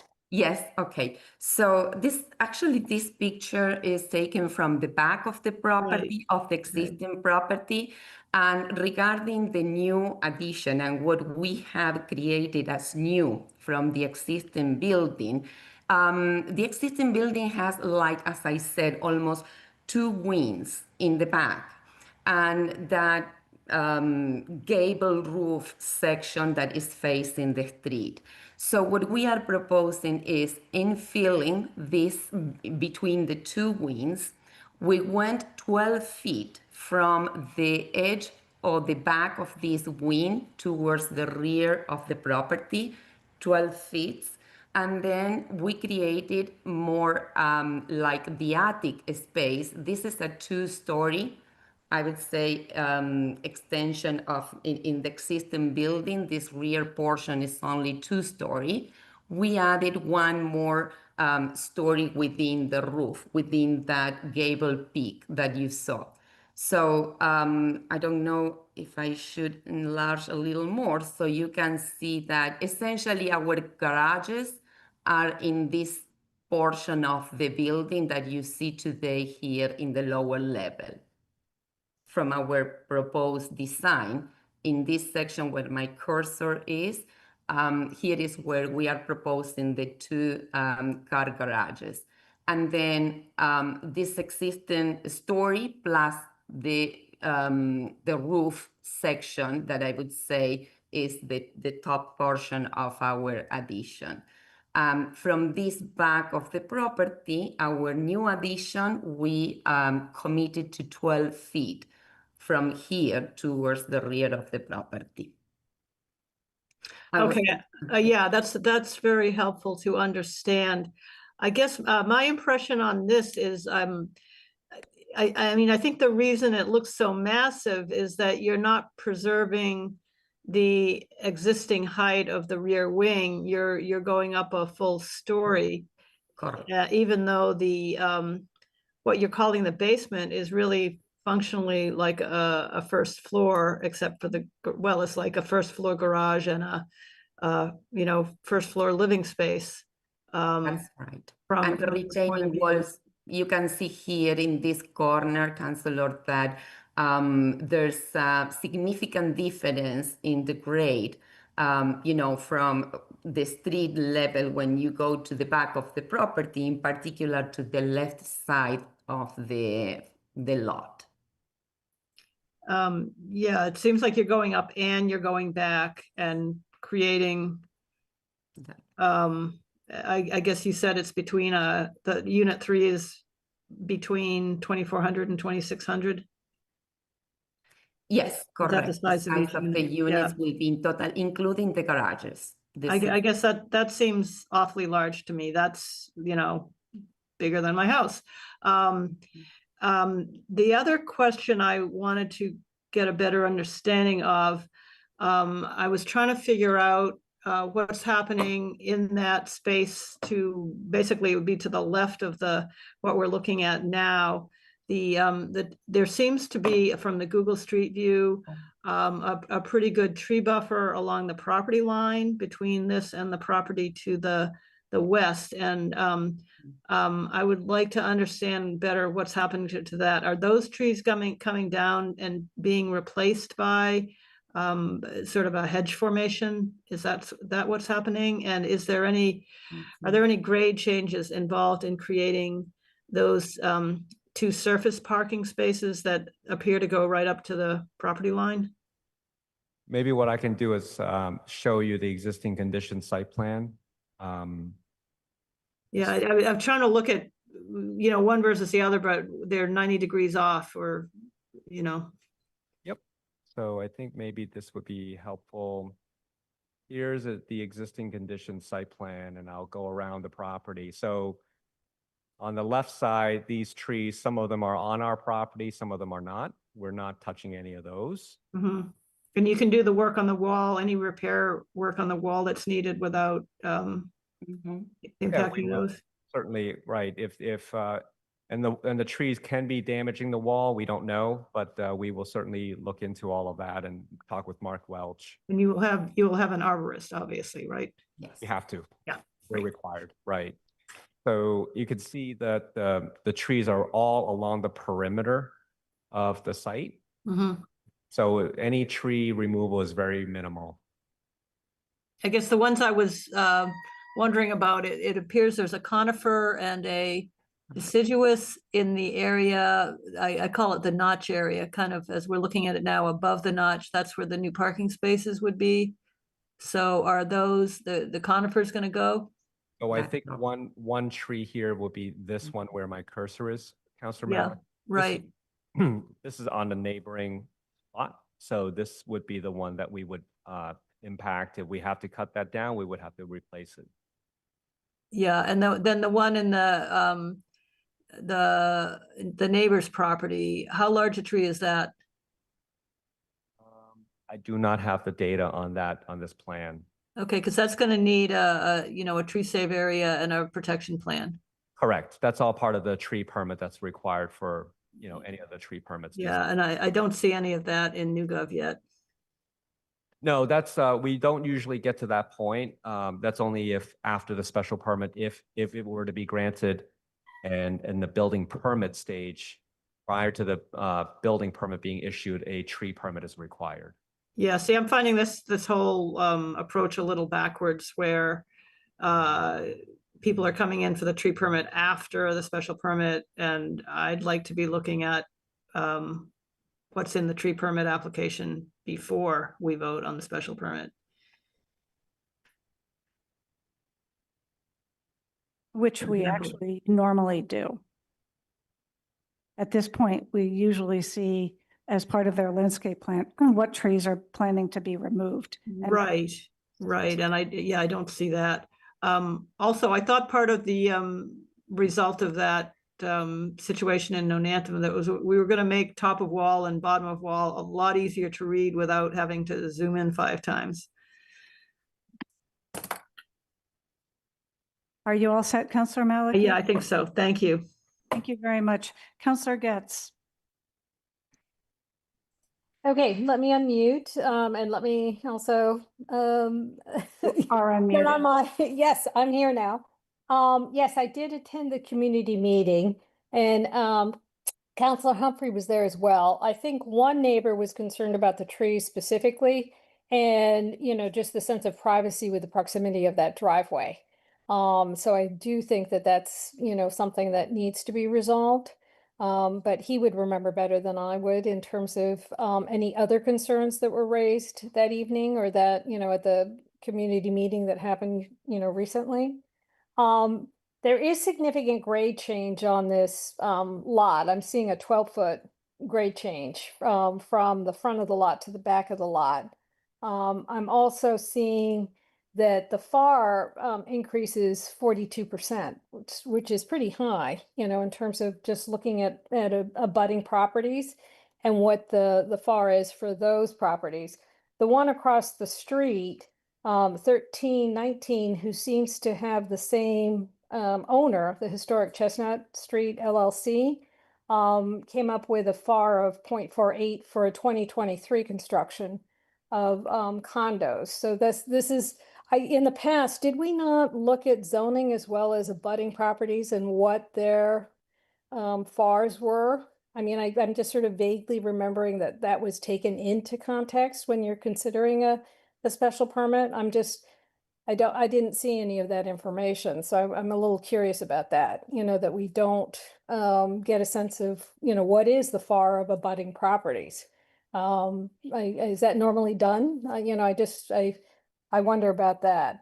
And the FAR range, the unit size range, excluding the garages, is just a little over 2,000 to 2,200 that I'm getting. So I sort of see this as, a pretty significant increase in terms of massing on this lot. But, So I concur with a few of the other counselors, in suggesting that, there's quite a bit of massing going on this lot. So that's it for me for right now.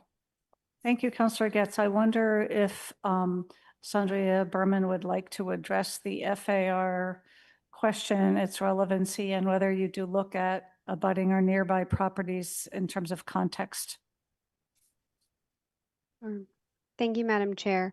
I do think that we take into account the FAR calculation for the specific property in question, and I think it's important to sort of evaluate that. And when we look at abutting properties, we're looking at the lot size, we're looking at the use of other properties. I didn't do a direct comparison of FAR for all the abutting properties that are there, but there were multiple uses and different size, buildings on abutting lots where this massing wasn't out of context completely.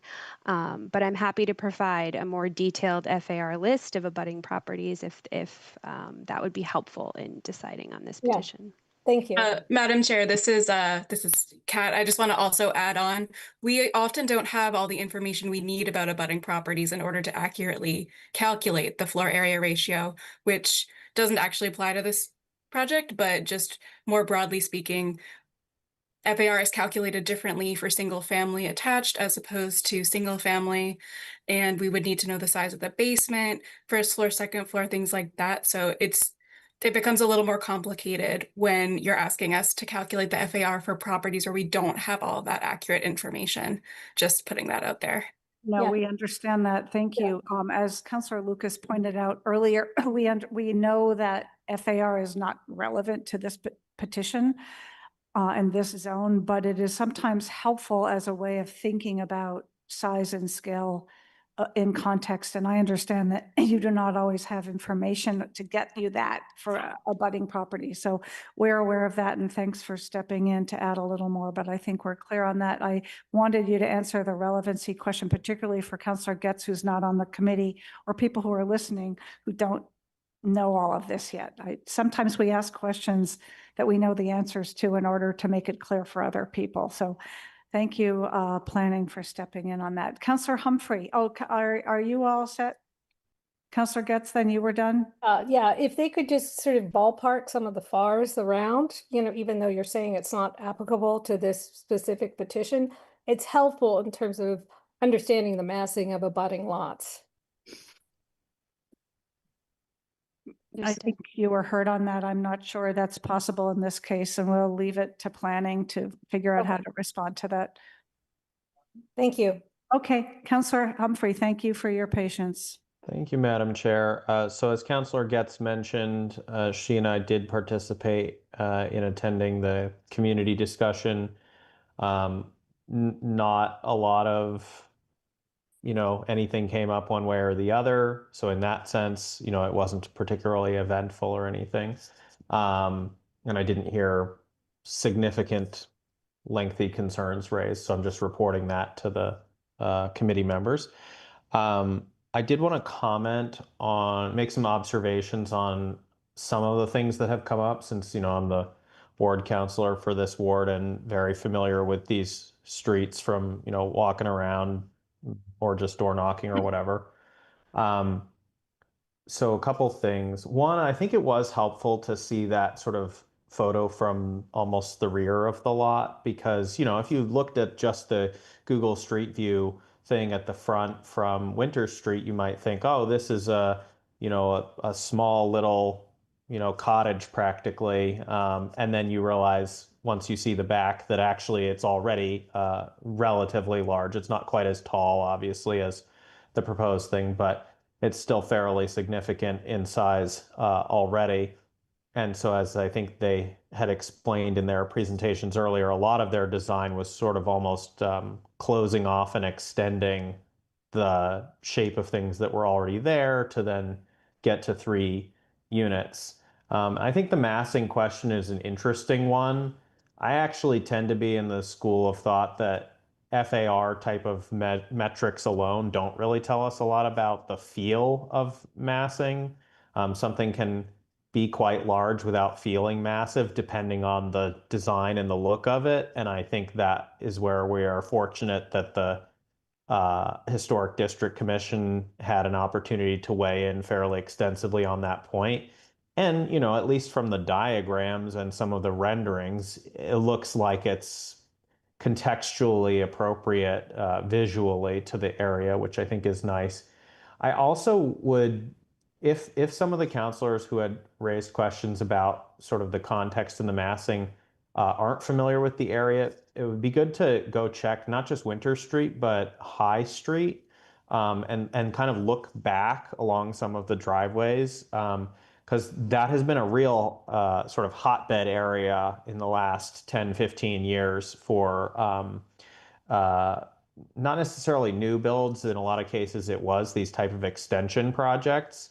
And, you know, some of them I don't think turned out amazingly, but some of them did turn out quite well. This feels like it's pretty similar to a lot of the ones that turned out reasonably well. I think there's a lot of places in the city where you could see a project that was this big, had this much massing, and was 1 unit or maybe 2 units. And in fact, I think there's some in the immediate area that are probably 2 units and about the same size.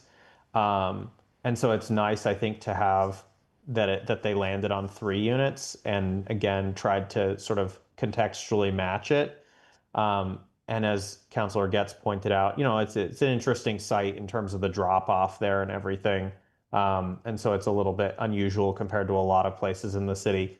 But again, I would just say if you go along High Street and look down some of those driveways now, there are quite a few of these type of projects where they've extended back from the street in a line and gotten an additional unit or 2 additional units, or maybe even more, I'm not sure.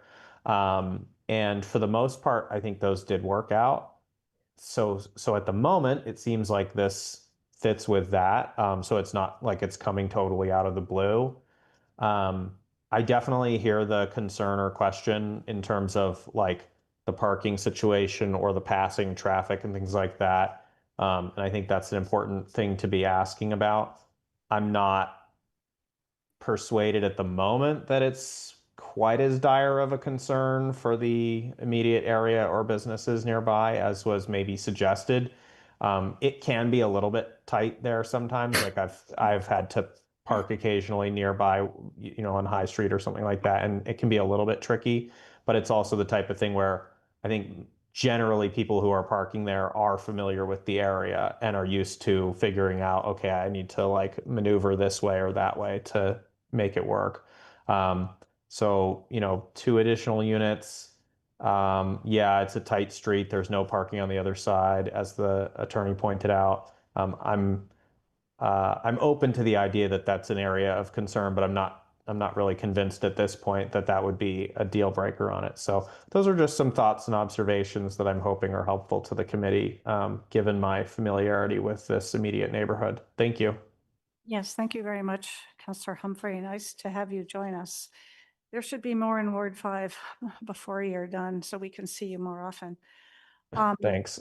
I think we've had a very quite long and full conversation on this so far, and I'm mindful of the time and that we've got a whole nother item to discuss. So let's go back to Councillor Downs and hope that we can wrap this up tonight. Yeah, thank you, Chair. This is an area where I live literally within 5 minutes walk. And that is very often how people in this neighborhood get around. It was at one point redlined. It is very dense. And the unfortunate part with this site is that it is surrounded, at least on the Chestnut Street side, by a lot of asphalt. So I appreciate that the trees will be remaining, and I appreciate that they are, you know, looking to put in more pervious pavers. But I will concur with you that I think that a smaller driveway is probably preferable to a wider driveway. I'm not concerned with the tandem parking, in part because I have a tandem driveway and you can make it work. There is no option of parking on Chestnut Street where I live, but Winter Street, is a street you walk on, not necessarily on the sidewalk. Our sidewalks in Upper Falls are fairly irregular because it is an historic area. And I think people like Winter Street being two-way, but that is an issue for the Traffic Division and Traffic Council, not for the Land Use Committee. The the car was kind of forced onto this neighborhood historically. It was pretty much a walking neighborhood. You walked to the little commercial area there, and then the businesses moved. So you walked to a different, Upper Falls has 3 commercial areas, and which could be called their village centers. And the small businesses are supported by people who walk there or park nearby and walk there. I'm not concerned about the parking. This is again something Traffic Council could fix for us, or Public Safety and Transportation could. In fact, Public Safety and Transportation's been working rather hard on thinking about what might happen if the winter parking ban were overturned by the voters. And we have the tools. We just can't do anything until the voters have spoken. Right, So again, let's I get to wouldn't this make project. that, I would not make that a condition that I would put onto this project. Each unit is, functionally probably about 1,800 square feet, which to me feels like roomy for this neighborhood, but not particularly large. So, overall, I would concur with a lot of the observations of my colleagues in Ward 5, but I think there's nothing here that would preclude me from saying, yeah, we can work on this. Chair, would you like a motion to close the public hearing? Yes, I would. Would you like to? Make a motion to close the public hearing. Thank you. All in favor, say aye. Aye. And Other- then the other Hold on. question. Wait, I'm going Sorry. to oppose. I'm going to oppose. we're not done yet. We're not. Okay. We're still on the motion to close the public hearing. We're going to take that vote again because there were some opposition. So let's take that vote again. All in favor, please say aye. Aye. Those opposed? No. Opposed. 3 opposed. Okay, that's the vote. Do you want to make another motion? So I am reading the room. Should we move to hold, or do you think we have the votes to pass this? Well, there are 3 people who are not in favor of closing. the So vote. we should probably hold. Would be a 4-3 vote. Well, I don't know if more than 3 will oppose it or not. It's up to you what motion you would like to make. As the, Well, I would move approval. okay, thank you. President Laredo.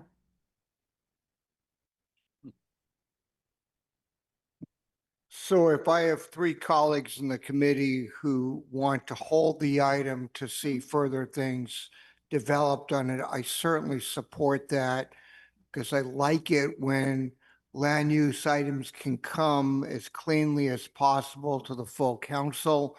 I don't think this has to be held very long to do or try to address. Maybe the issues that my colleagues have raised cannot be addressed, in which case we just vote. But I do think we're probably better off trying to clean up whatever we can before it comes to the full council. So I'd be think- supportive of holding. Okay, I think it would be very helpful then for the petitioner if we were clear about what things we think we would still like them to do. I'm not that clear on that. There was a request to look into comparison FARs that I don't think the planning department is able to make, and I see other people not thinking that's necessarily an appropriate thing.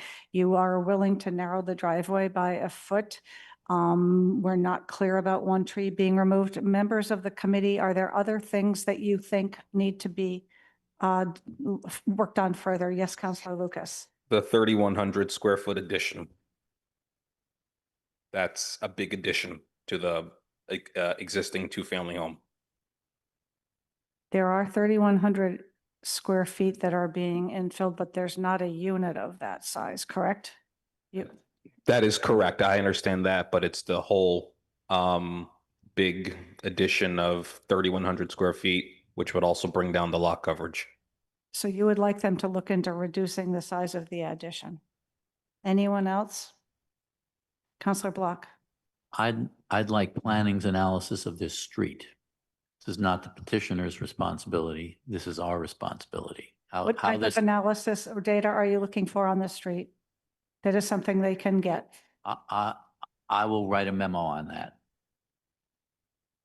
It would be helpful to articulate it on the floor I too, think, so we I all think, I understand think it. in the questions, in terms of the congestion on this street, what percentage increase in the number of units are on this street, those are the kinds of things that I'm looking for.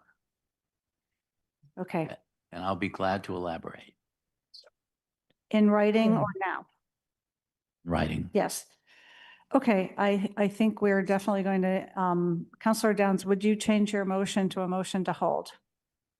I will change my motion to a motion to hold. I would, however, contest this as a cut-through street. It's really a street like many in this neighborhood that you can walk in the middle of without having to contend with traffic. It's not like Chestnut Street or even Ellis Street. But yes, I will move to hold. We have moved to close the public hearing, so that is something we can reconsider if we need to keep that open. But for now, the public hearing has been closed and we have a motion to hold on the floor. All in favor of that motion to hold, please say aye. Aye. Is anyone opposed to that motion? Okay, held. I'm not sure how long. Madam Chair, I just have to say, walking in this street is dangerous. This is not a good idea. Trust me, I was in it today. Not a good idea. I think Counselor Downs was mentioning that that does happen here. I'm not sure anyone is recommending that we urge people to walk in the streets. I'm not sure when this will be back. Part of it is how long it may take your team to address some of these questions. We do have one meeting in August. Otherwise, there are meetings in September. There's one meeting, which is August 19th. Don't know if it's possible for you to come back by then. Okay, our final item for the night is number 177-25, a request to allow 3 single-family attached dwellings, parking relief, and a combination of retaining walls exceeding 4 feet in height at 790 Watertown Street. Again, why don't we hear first from planning? That will be Ms. Kemet, I believe. That's correct, Madam Chair. Let me just pull up my presentation. And I'm covering this item for Katie Whitwell, who is out today. But this is petition 177-25 at 790 Watertown Street. This is a special permit for 3 single-family attached dwellings in 1 building. The public hearing for this item was opened and held in June for the petitioner to respond to comments from the committee. The zoning relief for the project is the same as was previously discussed in June, which is to allow 3 single-family attached dwellings with a reduced lot area, reduced front setback, 3 stories, a driveway within 10 feet of the lot line, and parking within 20 feet of the lot line. And there's also relief to allow a combination of retaining walls that exceed 4 feet, and that's near the Eddy Street driveway on the site. When reviewing this request, the council should consider if the site is appropriate for the single-family attached dwellings as designed, if the dwellings will adversely affect the neighborhood, if there will be a nuisance or serious hazard to vehicles or pedestrians, if access to the site over streets is appropriate, if an exception to literal compliance with the city's parking regulations is in the public interest, or that an exception would be in the interest of safety or protection of environmental features.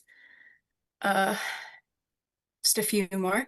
We also have the retaining wall findings. So that is that the lot has challenging topography, which limits the use of the property without a retaining wall over 4 feet.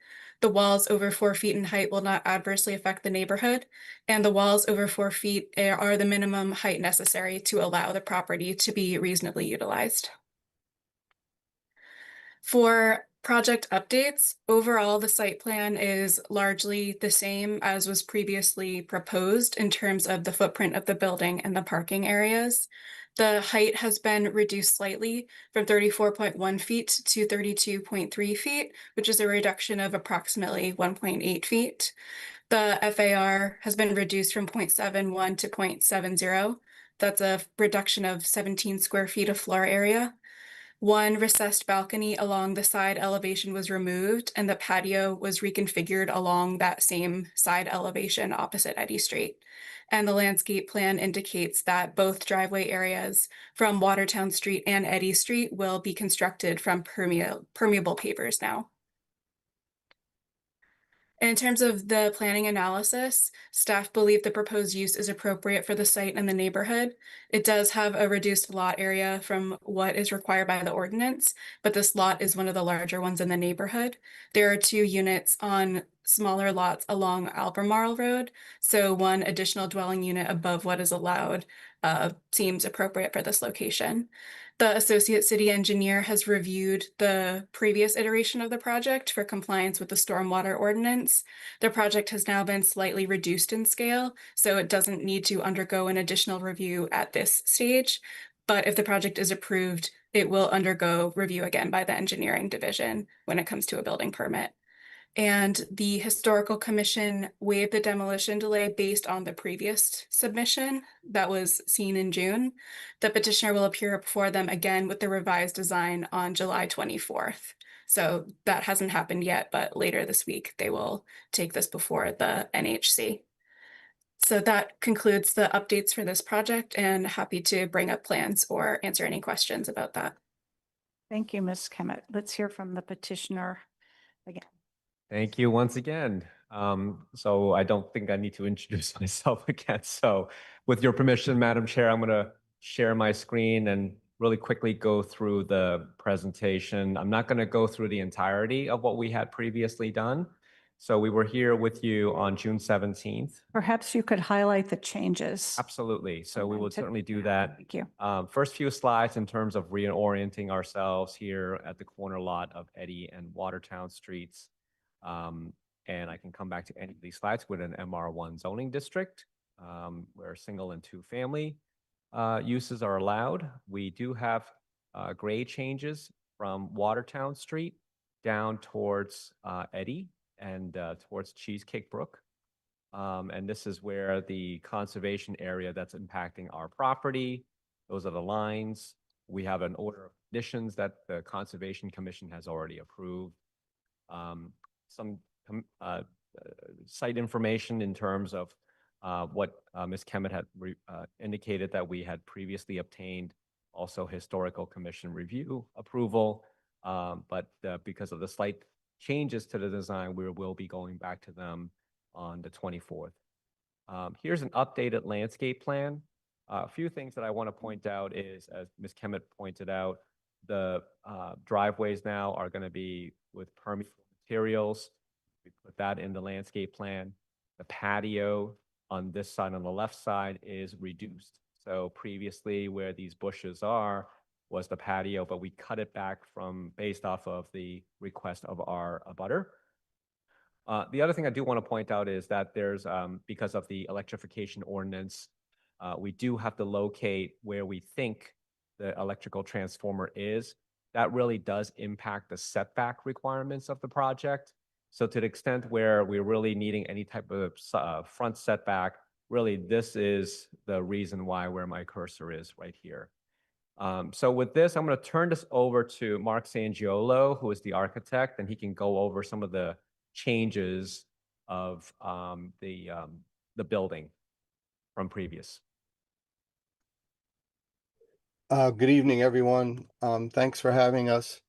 Some of the changes that we made, we understand that at the last meeting that people felt the building was a little too massive, and we heard your concerns, and we attempted to cut the massing down. As you can see, the building height was lowered down. We had one prevailing ridge over the whole project.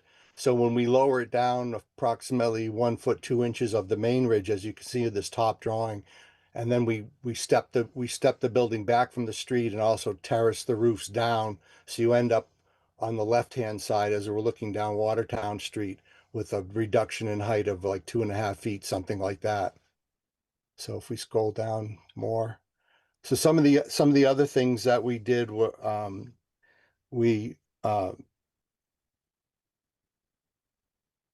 we changed the character a little bit. As I said, we stepped the roofs down. We stepped the building back from Watertown Street on the left, so it's practically 32 feet back from the lot line. We have a 25-foot setback on two sides of this project because it's a corner lot.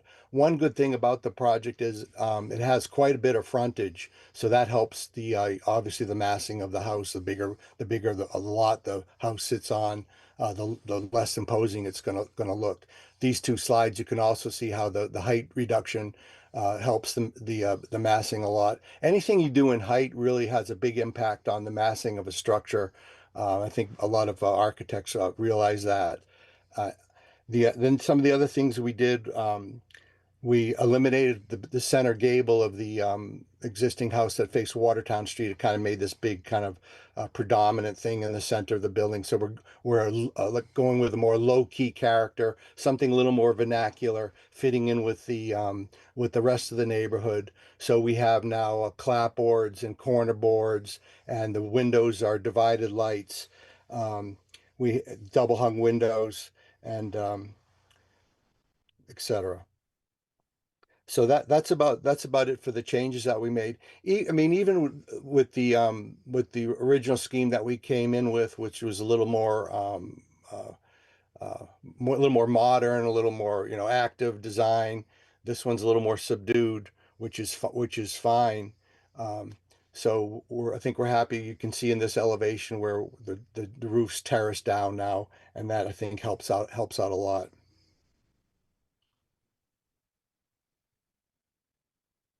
And these Are you all really set, the Mr. side by side. Sangiello?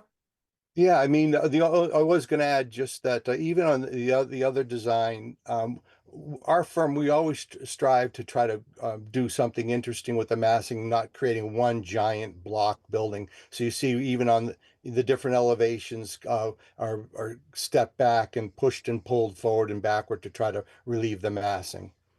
That's it. Thank you. Okay, thank you very much. And I would like to just end with some renderings that may be helpful here. So the bottom right side, this is the new 3D renderings. This is upper corner is the previous version. I can come back to any of these. I'll just run through these fairly quickly. And you can see some of the characteristics that Mark pointed out in terms of changes to the facade, making it a little bit more traditional, and also the scaling it down. So these are just the views from Eddy Street side. And this is the rear elevation. This is the new one, the previous version. And likewise, this is standing in the backyard. This would be where the protected area is if you were to stand in this location and looking at the property. So just a quick reminder, this is the conservation area in which we have a heavy planting schedule, and we can go back to any of these slides with any information you need. Thank you, Mr. Thank you. Lee. Let's see if there are members of the public, again, who would like to respond to the changes that have been made. Anybody on Zoom? Any neighbors want to speak to the changes? No, if not, we'll take this into the committee. Any committee? President Laredo. Thank you, Mr. Lee. Thank you, Madam Chair. So I just want to understand, you were here about a month plus ago. There was a whole bunch of concern expressed about the size of the project. As I understand it, the only changes really that have been made are to put permeable pavers in, nominal change in the size, nominal change in what would be FAR. Is that about to sum it up? Yeah, I think you were not here on the June hearing. And so one of the things that we were unsure about leaving the land use meeting was that when we came and we had the blessing of the historical commission. So in terms of the design and massing, Similar to the prior project, we had the full endorsement of a unanimous vote. So when we came to the last hearing, we heard concerns about massing of the building. And this is where I explained how the site is sloped and how massing really is tricky in this particular site. Am I missing something? Aren't you proposing to raise the existing structure? We're demolishing the existing structure.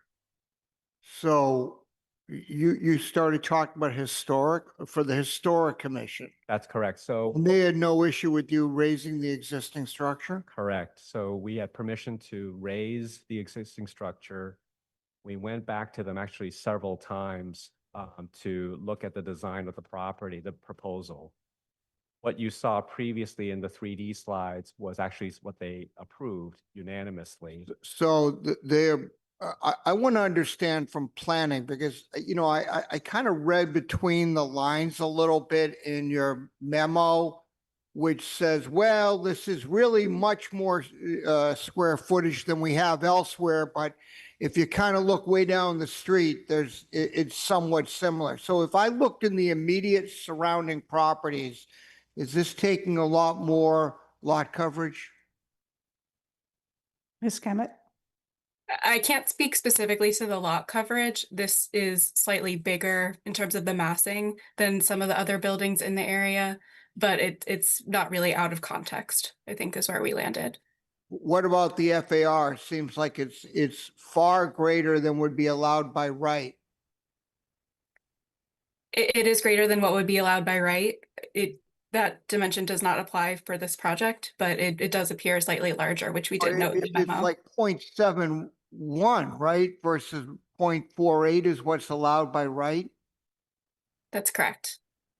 Is there any other house in the immediate surrounding area that's that out of whack, so to speak? So Ms. Wewell noted in the memo that there is a project with similar dimensions that's 2 units on a smaller lot. Other than that, I can't personally speak to that. I didn't do the analysis for this project. I'll defer to my colleagues. I guess I'll defer to my colleagues. Why don't you wait, Mr. Lee, and just let them weigh in as much as they want. I'll listen. Thank you. Thank you. Councillor Block. Thank you, Chair. I pulled up the Historic Commission's vote on April 26, 2024. They voted unanimously to preferably preserve this structure. I'm sure there was a subsequent vote to waive the demolition delay based on the designs that the petitioner proposed, but their initial vote was preferably reserved. Just saying that for the record, in terms of what Councillor Laredo's questions were raising. My questions, my issues regarding this plan last time we met had an awful lot to do again with the street and the immediate neighborhood and the impact that this was going to have on this intersection and on this street. Eddy and Watertown, that's a very sensitive, crash-prone intersection. We talked about some of that data last time. The change in the Washington Street design is expected to increase traffic on Watertown Street. I saw somewhere by 20%. All of these factors are happening. They're not the petitioner's responsibility, but it's the context of this plan. And I fear we're just looking too narrowly. It's all well and good to talk about the mass of the building and the curb cuts, and that's all very important. But whether this is going to have a negative impact on the community, on the neighborhood, and especially this street and this intersection, that's one of the determinations we have to make. And if I may just say so, at our last full city council meeting, Councillor Humphrey was eloquent in citing the impact on the neighborhood in talking about Keno approval. Well, we have another, a different sort of plan in front of us today. And I'm just very concerned about what the impact will have going from 1 unit to 3 units right on the corner. This I think is asking for trouble. And that's just how I view this. And I don't think there's anything the petitioner can do about the location and the sensitivity of this intersection. But I think it's up to us to evaluate it. Thank you, Madam Chair. Thank you, Councillor Block. Councillor Leary? Thank you, Madam Chair. I did struggle a little bit with this item. Part of it was it looked like a very nice 1913, I think, colonial, and I always like to see our houses preserved. But it went through historic, and the time frame ran out. There was also, I heard, a the neighbors did not object to this building, this new home. There was really no concerns from them. I think one woman did speak about traffic on Watertown Street at our first meeting. But, you know, I don't think you can put that on this one development. The other issue is that this will be a by right development if we do not approve it as such. I do think that developer has worked to make some improvements, that they did listen to us, that they did reduce some of the minimum sizing. They made modest changes. They reduced some of the impervious surfaces. They were listening to that. So I'm not really happy with this project, but I don't feel like I have much choice now. I would prefer this to what would be built by right. The developer has gone through all the hoops. They've done everything we've asked to. They've gone through historic. They've been through conservation review. They've done everything. So I don't feel like I can vote no on this for those reasons. And it is, you know, we do need more housing. I'd rather see 3 units than one giant single family home as well. So that's sort of where I stand. Sometimes things just don't pan out the way I would like, but I think that I'm going to vote for this tonight. My plan is to vote for it tonight because I think we also need to be fair. If people do go through our process, do what we ask, and this is because I don't particularly care for this, and I really thought the existing home was historically significant and quite nice. That's just my personal view, and I'm not going to judge this project on that. So that's where I stand. Thank you, Councillor Leary. I have a few comments too, as does Councillor Lucas. But before we come back into the committee, I'm going to call on Mary Lee Belleville, who has had her hand up.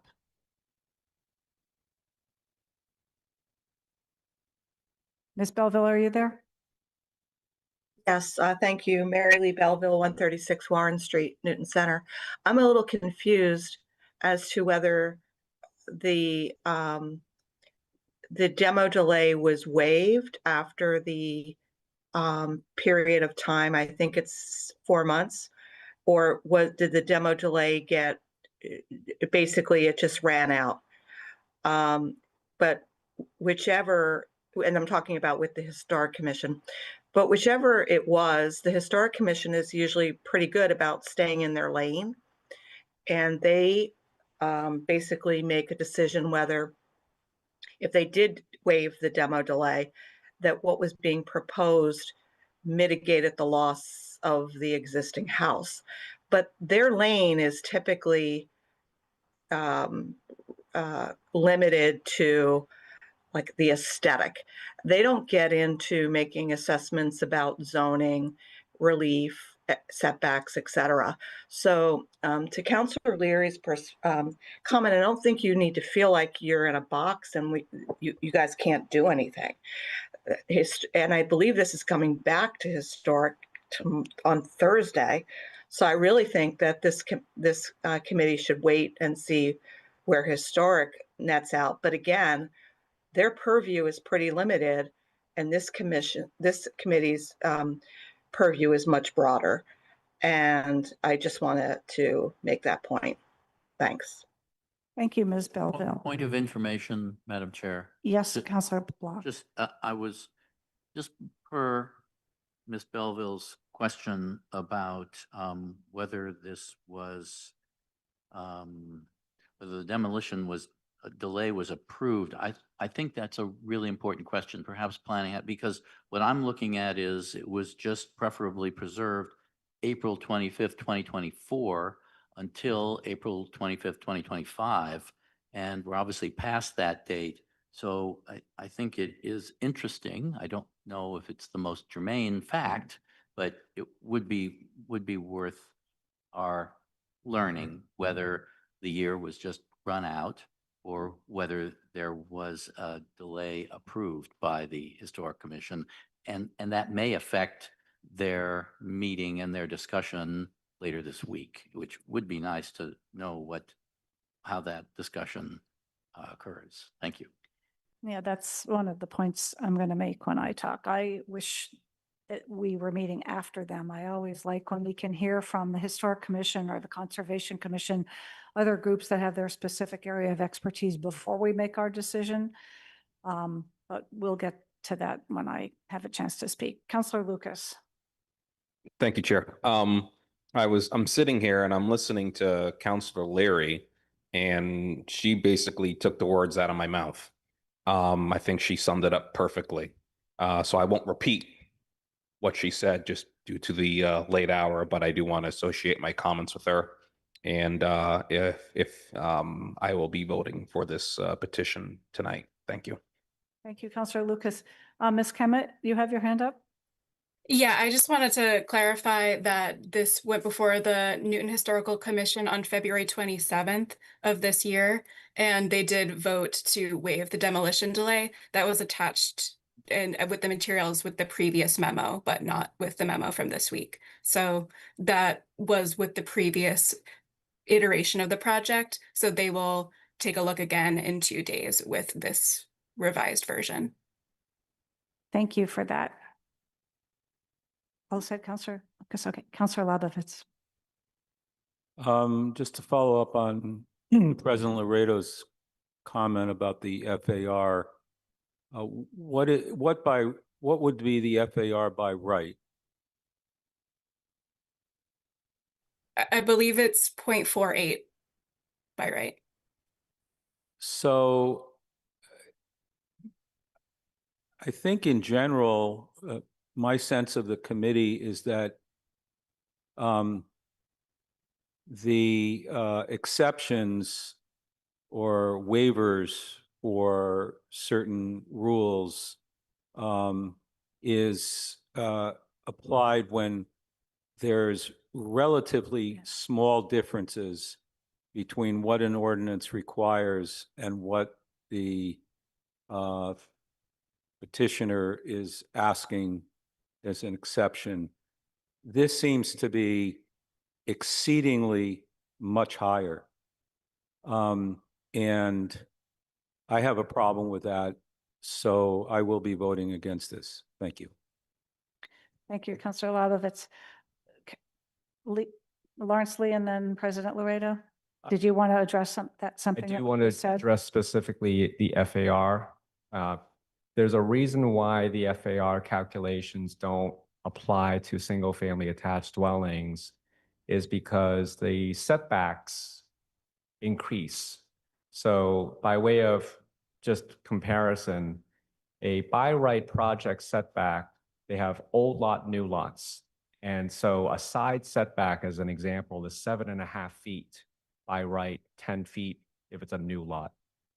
Once we're in the special permit for single family attached dwellings, those requirements change to 25 feet and the building meets those requirements.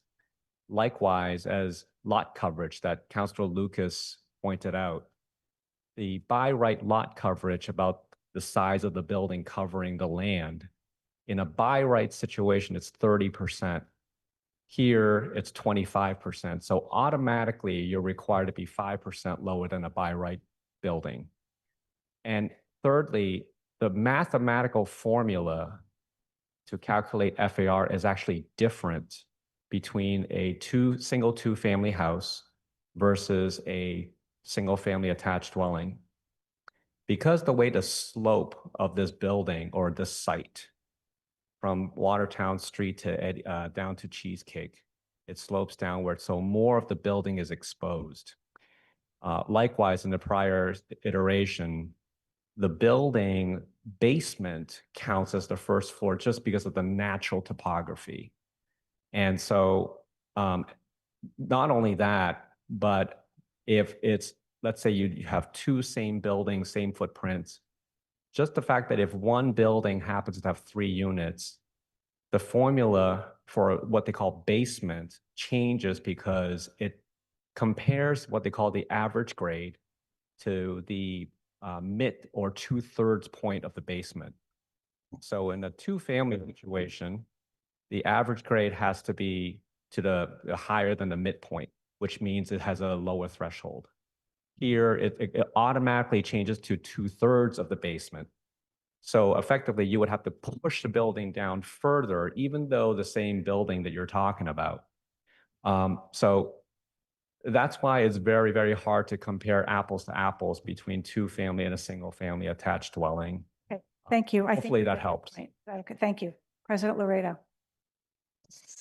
So Attorney Lee, help me out a little Sure. bit here, okay? If this was rather than 3 units, 2 units, everything else the same, what would the FAR be? 0.6. If it's a Point- two-family calculation. 0.6 where 0.48 is allowed by right. And I want to make that, you get a 0.202 bonus in a, when you are meeting new lot requirements. So what happens is that if, let's say you have an old lot and using 7.5-foot setbacks as an example, if you were to elect to do new lot requirements setbacks, so you pushed it to 10 feet. So the ordinance gives you, hey, okay, if you're moving away from your neighbors, we're going to allow you a 0.2 bonus, 0.02 bonus on the So- FAR. So 0.5 effectively could So I just want to be really clear here because you're making an important point and I want to make sure I understand it. If this was 2 units rather than 3, 0.48 would be the standard maximum FAR. Correct. Okay. If this was 2 units rather than 3, you're saying the FAR would be 0.6, not 0.71? Right, because if you're using the same building that we're proposing now, but assuming it's 2 units in that building, and hypothetically using. The exact same footprint, okay? Correct. I want to compare apples to apples, so I understand this. Exact same footprint, exact same layout, 2 units, not 3. Is it your statement it would be a 0.6 FAR? That's correct. And I can bring Mark Sangiolo, actually, we did this comparison because we discussed this heavily last time. So just hold on. Sure thing. Can I ask our planning department, is that your understanding as well? Ms. Kemet, can you respond? I haven't personally done that calculation. If you give me a little time, I can do that, but I don't have that prepared right now. I'm can not, take I a don't little want to, time. Ms. Kemen, I'm not looking to put you on the spot here and have you do mathematical calculations in the middle of a hearing. I'm just trying to understand generally without having a specific number, do you agree with the way that Attorney Lee is characterizing this? It sounds right to me, but I just don't want to confirm something. No, before I appreciate it. I'm just trying to understand the concept. All right. That sounds about right. Yeah. I'm set for the moment, Chair Kelly. Thank you very much. Thank you, Attorney Lee. Sure thing. Ms. Kemet, if you would like to work on that just for a few minutes, I would like to make a few comments. So you have a few minutes here. Yes, Mr. Lee. Mark Sangiolo actually had done the work, so he's raised his hand and perhaps he can show the FAR calculation worksheet. Sure, Mr. Sangiolo. You are muted, so. I could show it if you give me a couple minutes to dig it out, but the one major point is on the two-family, no matter what happens with the grade, the basement never counts more than 50% of the floor above. And in our situation, once you get into, it's a three-family attached, then and the basement is now the first story, you have to count the whole basement. So that's really where the major discrepancy is. That's why this whole FAR thing about when you're going for these, anything more than a two-family, you're really not comparing apples to apples. But like Councilor Laredo was saying, same exact building, same shape, same footprint.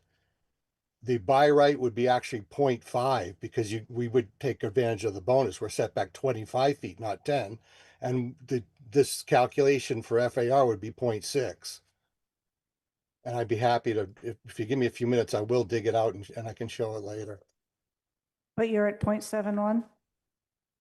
Under a false calculation, we're at 0.7. Okay. What I can do, I actually have up on my computer screen. Can you just wait 1 second, please? Yes, Mr. Lee, I have it up continue. on my computer screen. I can share my screen if that helps. I understand that Mr. Sangiolo and Ms. Kemet and you are not prepared for this information. So what are you sharing here? So this is the calculations that Mark had done I'm sorry, this is the calculation based on a 1 to 2 family formula Yeah, that Mark had done. These are the numbers he just said.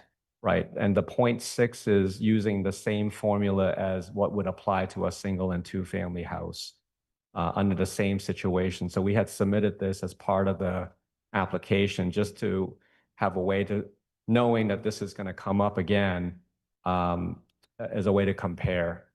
So this is what the 0.5 is what Mark was referring to. Bonus.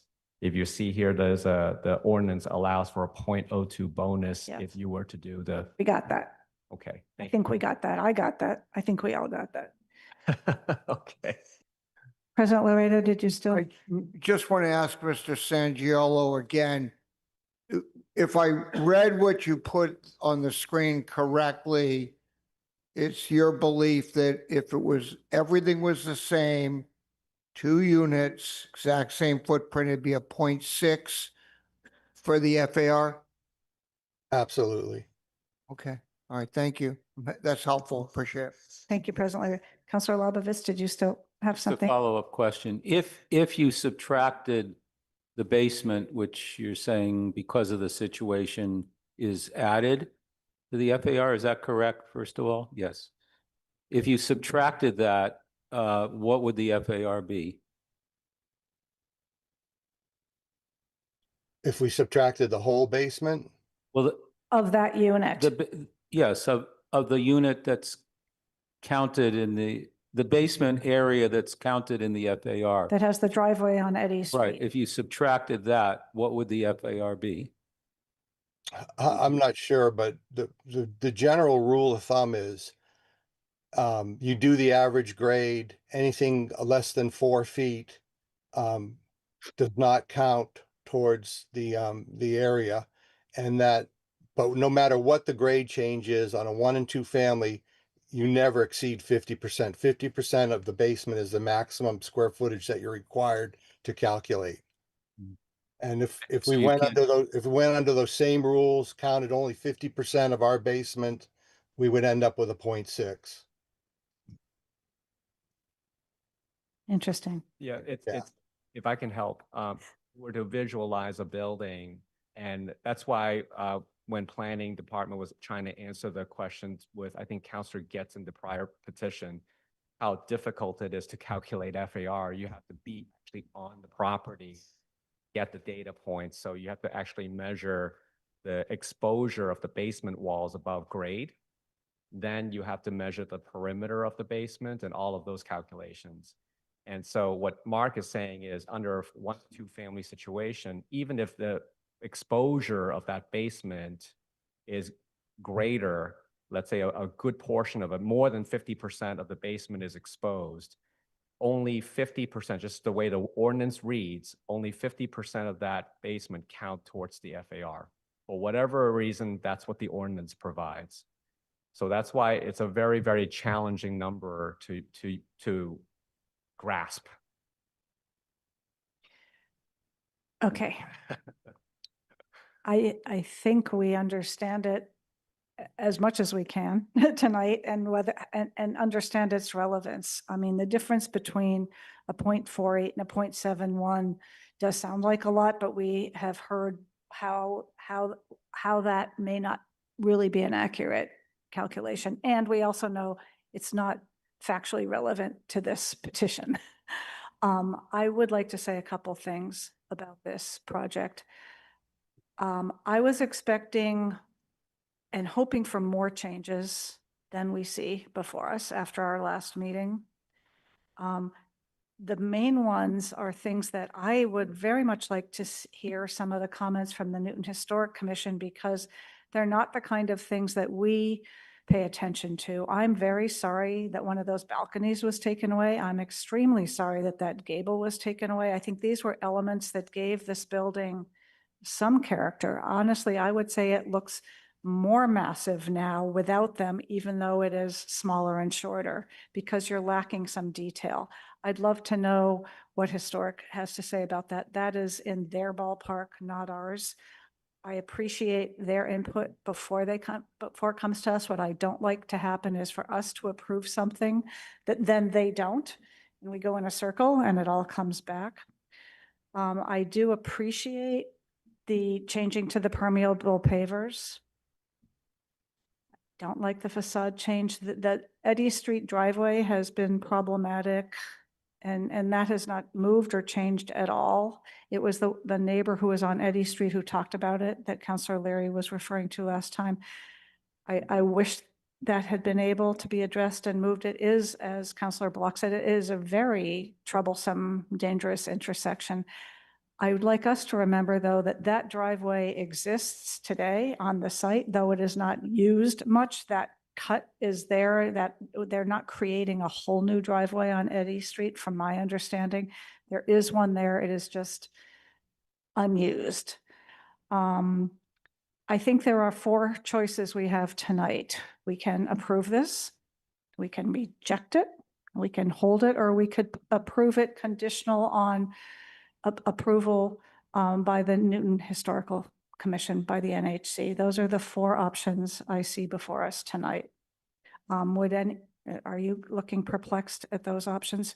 Councilor Lucas, because I'd like to go to, okay, we'll get to you in a minute, Councilor Maliki. Councilor Lucas has his hand up and he will be the one making the motion anyway, which he's offered to do because this is in my ward. Yes, Lucas. I will make a motion, but it was that last motion you said, subject to approval from the Historical Commission. So what that means is that if Historical does not approve the revised plans, what happens then? Forgive me.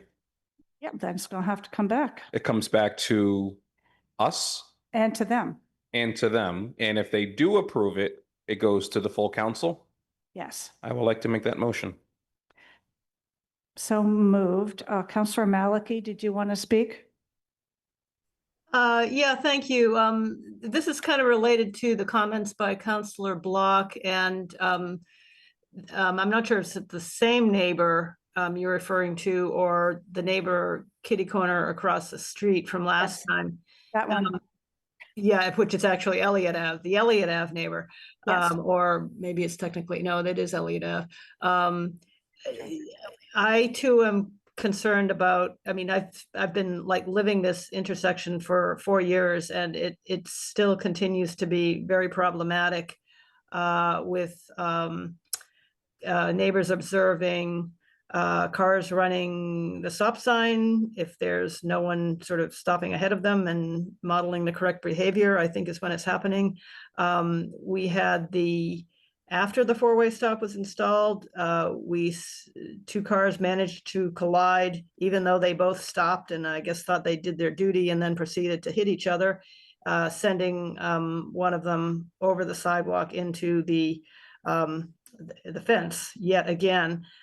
So I have real reservations about sort of putting 3 households worth of cars onto what is now 1 household's worth of cars on this property. And I would, just want to let people know that the neighbors concerned about the repetitive crashes, they'd like bollards. They think all 4 corners should have bollards, the way we protected, sweet tomatoes. Transportation director wasn't too interested in that, and his suggestion was, why don't you see if you can get signatures to make Eddy Street one-way southbound to eliminate the northbound traffic coming out of Eddy Street, which seems to be the source of a lot of the collisions. So I'd rather see something that actually protects pedestrians rather than yet another sort of coerced manipulation of traffic patterns, which we're already seeing a lot of. And I wish the petitioner would maybe consider adding an offer of bollards to their project to make it safer for their own future residents who, might be sending their kids to the bus stop across the street. So those are my thoughts. Thank you. Thank you, Councilor Maliki. One last thing I'd like to say is that I agree with Councilor Leary that I would prefer to see 3 smaller units at this location on this relatively big lot in this location than 1 McMansion, or maybe even 2 very large by right, 2 families. I think that is an asset for the community. I can't speak to the bollards. I don't know if you would like to do that, Mr. Lee, or if your client is here and would like to say whether you'd like to install bollards on the property or not. We can look into installation of bollards on our property, but one thing I do want to add is this is a good reminder. My folks would be okay to contribute $5,000 towards traffic calming measures at that intersection, wherever the city wishes to use that money. If bollards or some other safety measures we can add to the landscape plan, or some other trees that we can plant, or some other structures, if you give us the flexibility to explore that, I can talk with my clients about what options there may be. And so to the extent that you give us some flexibility in the planning department, the authority to give us the approval administratively, we would welcome that. Thank you. Are there any other comments from the committee before we look at findings and conditions and take a vote? No other comments. Would you also like to make a motion to close the public hearing? Yeah, sorry about that. Yeah, move to close the public hearing. Thank you. Thanks. All in favor, say aye. Aye. Councilor Downs, did I hear you? Aye. Sorry, I wasn't unmuted. Okay, thanks. That's unanimous. And 1 abstention. So that's 6 in favor and 1 abstention on the public hearing.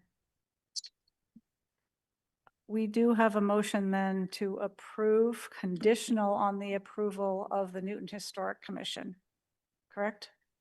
Yes. Ms. Kemet, could we look at the findings and conditions? Yes, let me pull those up. So for findings, we have 1, the site is an appropriate location for the proposed project as designed due to its location in a multi-resident zone on a larger lot within a mixed-use neighborhood. The project complies with most standards set forth for single-family attached dwellings, including lot area per unit, which is used to measure density. 2, the project as designed will not adversely affect the neighborhood as it is sited in a neighborhood consisting of a mix of uses and allows for 1 additional unit while maintaining standards set forth in the ordinance. 3, there will be no nuisance or serious hazard to vehicles or pedestrians created by the proposed single-family attached project as designed.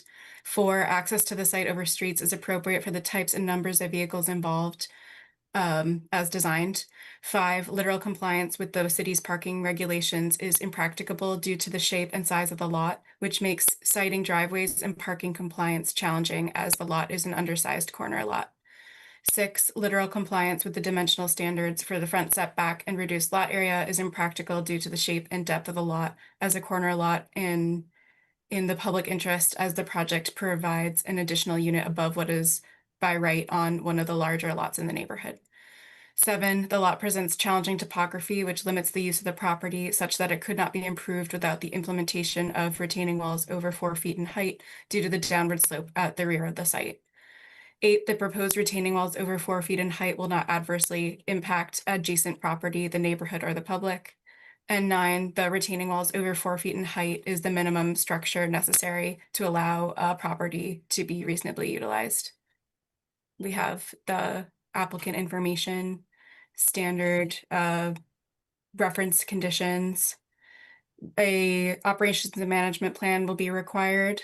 We have included a condition that says that the petitioner shall incorporate permeable materials for surface parking and in the construction of the driveways. Pest and rodent activity condition, construction management plan will be required. And we have the standard building permit and occupancy conditions. And I'm hearing that we may want to add an additional condition for this money, perhaps. So that's something that we could add as well, if we get a little clarity on what the committee would like that money to be utilized for. I think we could keep that open, would be my suggestion at this time, but that the petitioner is willing to contribute $5,000 to traffic calming measures at the intersection as approved by the planning department, It's fine with something like that. Fine with us. And Ms. Kemet and the clerk, is it appropriate to put into this condition, the condition that our vote in favor is conditional on the Newton Historical Commission's approval, or not? No, that's just, we just know that. Okay. I don't think you need that because the special permit, this is subject to the approval. If there's no approval, we don't vote on Okay. at the full council in I August. just want that to be recorded somewhere. Okay. I think we are ready to take a vote. Roll call, please. Counselor Block, No. Counselor Downs, Aye. Counselor Farrell, Counselor Kelly, Aye. Counselor Leary, Aye. Counselor Lobovitz, No. Counselor Lucas, Aye. President Laredo, Abstain?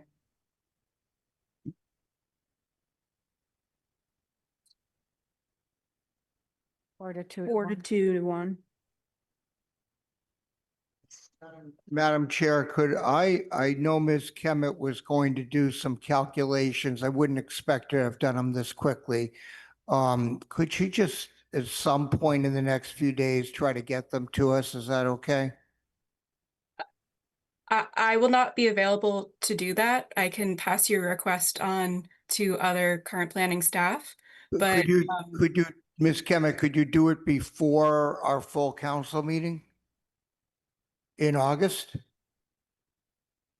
I can probably do that, but we would need to make sure we had all the right numbers for that. And I just, I'm not sure that we have that at this time, but I think by August, we certainly should be able to get that. We're not, our full count, I'm sorry, what? Yeah, our full council meeting is August 11th. I wouldn't want to interrupt anybody's time off. Is that doable, or could someone else in the department do it before then? I think we should be able to have that calculation by then, yes. I'm not doubting anything Mr. Sangiolo or Mr. Lee said, but I do think in these kinds of situations, it's appropriate to have verification from our team as well. So thank you.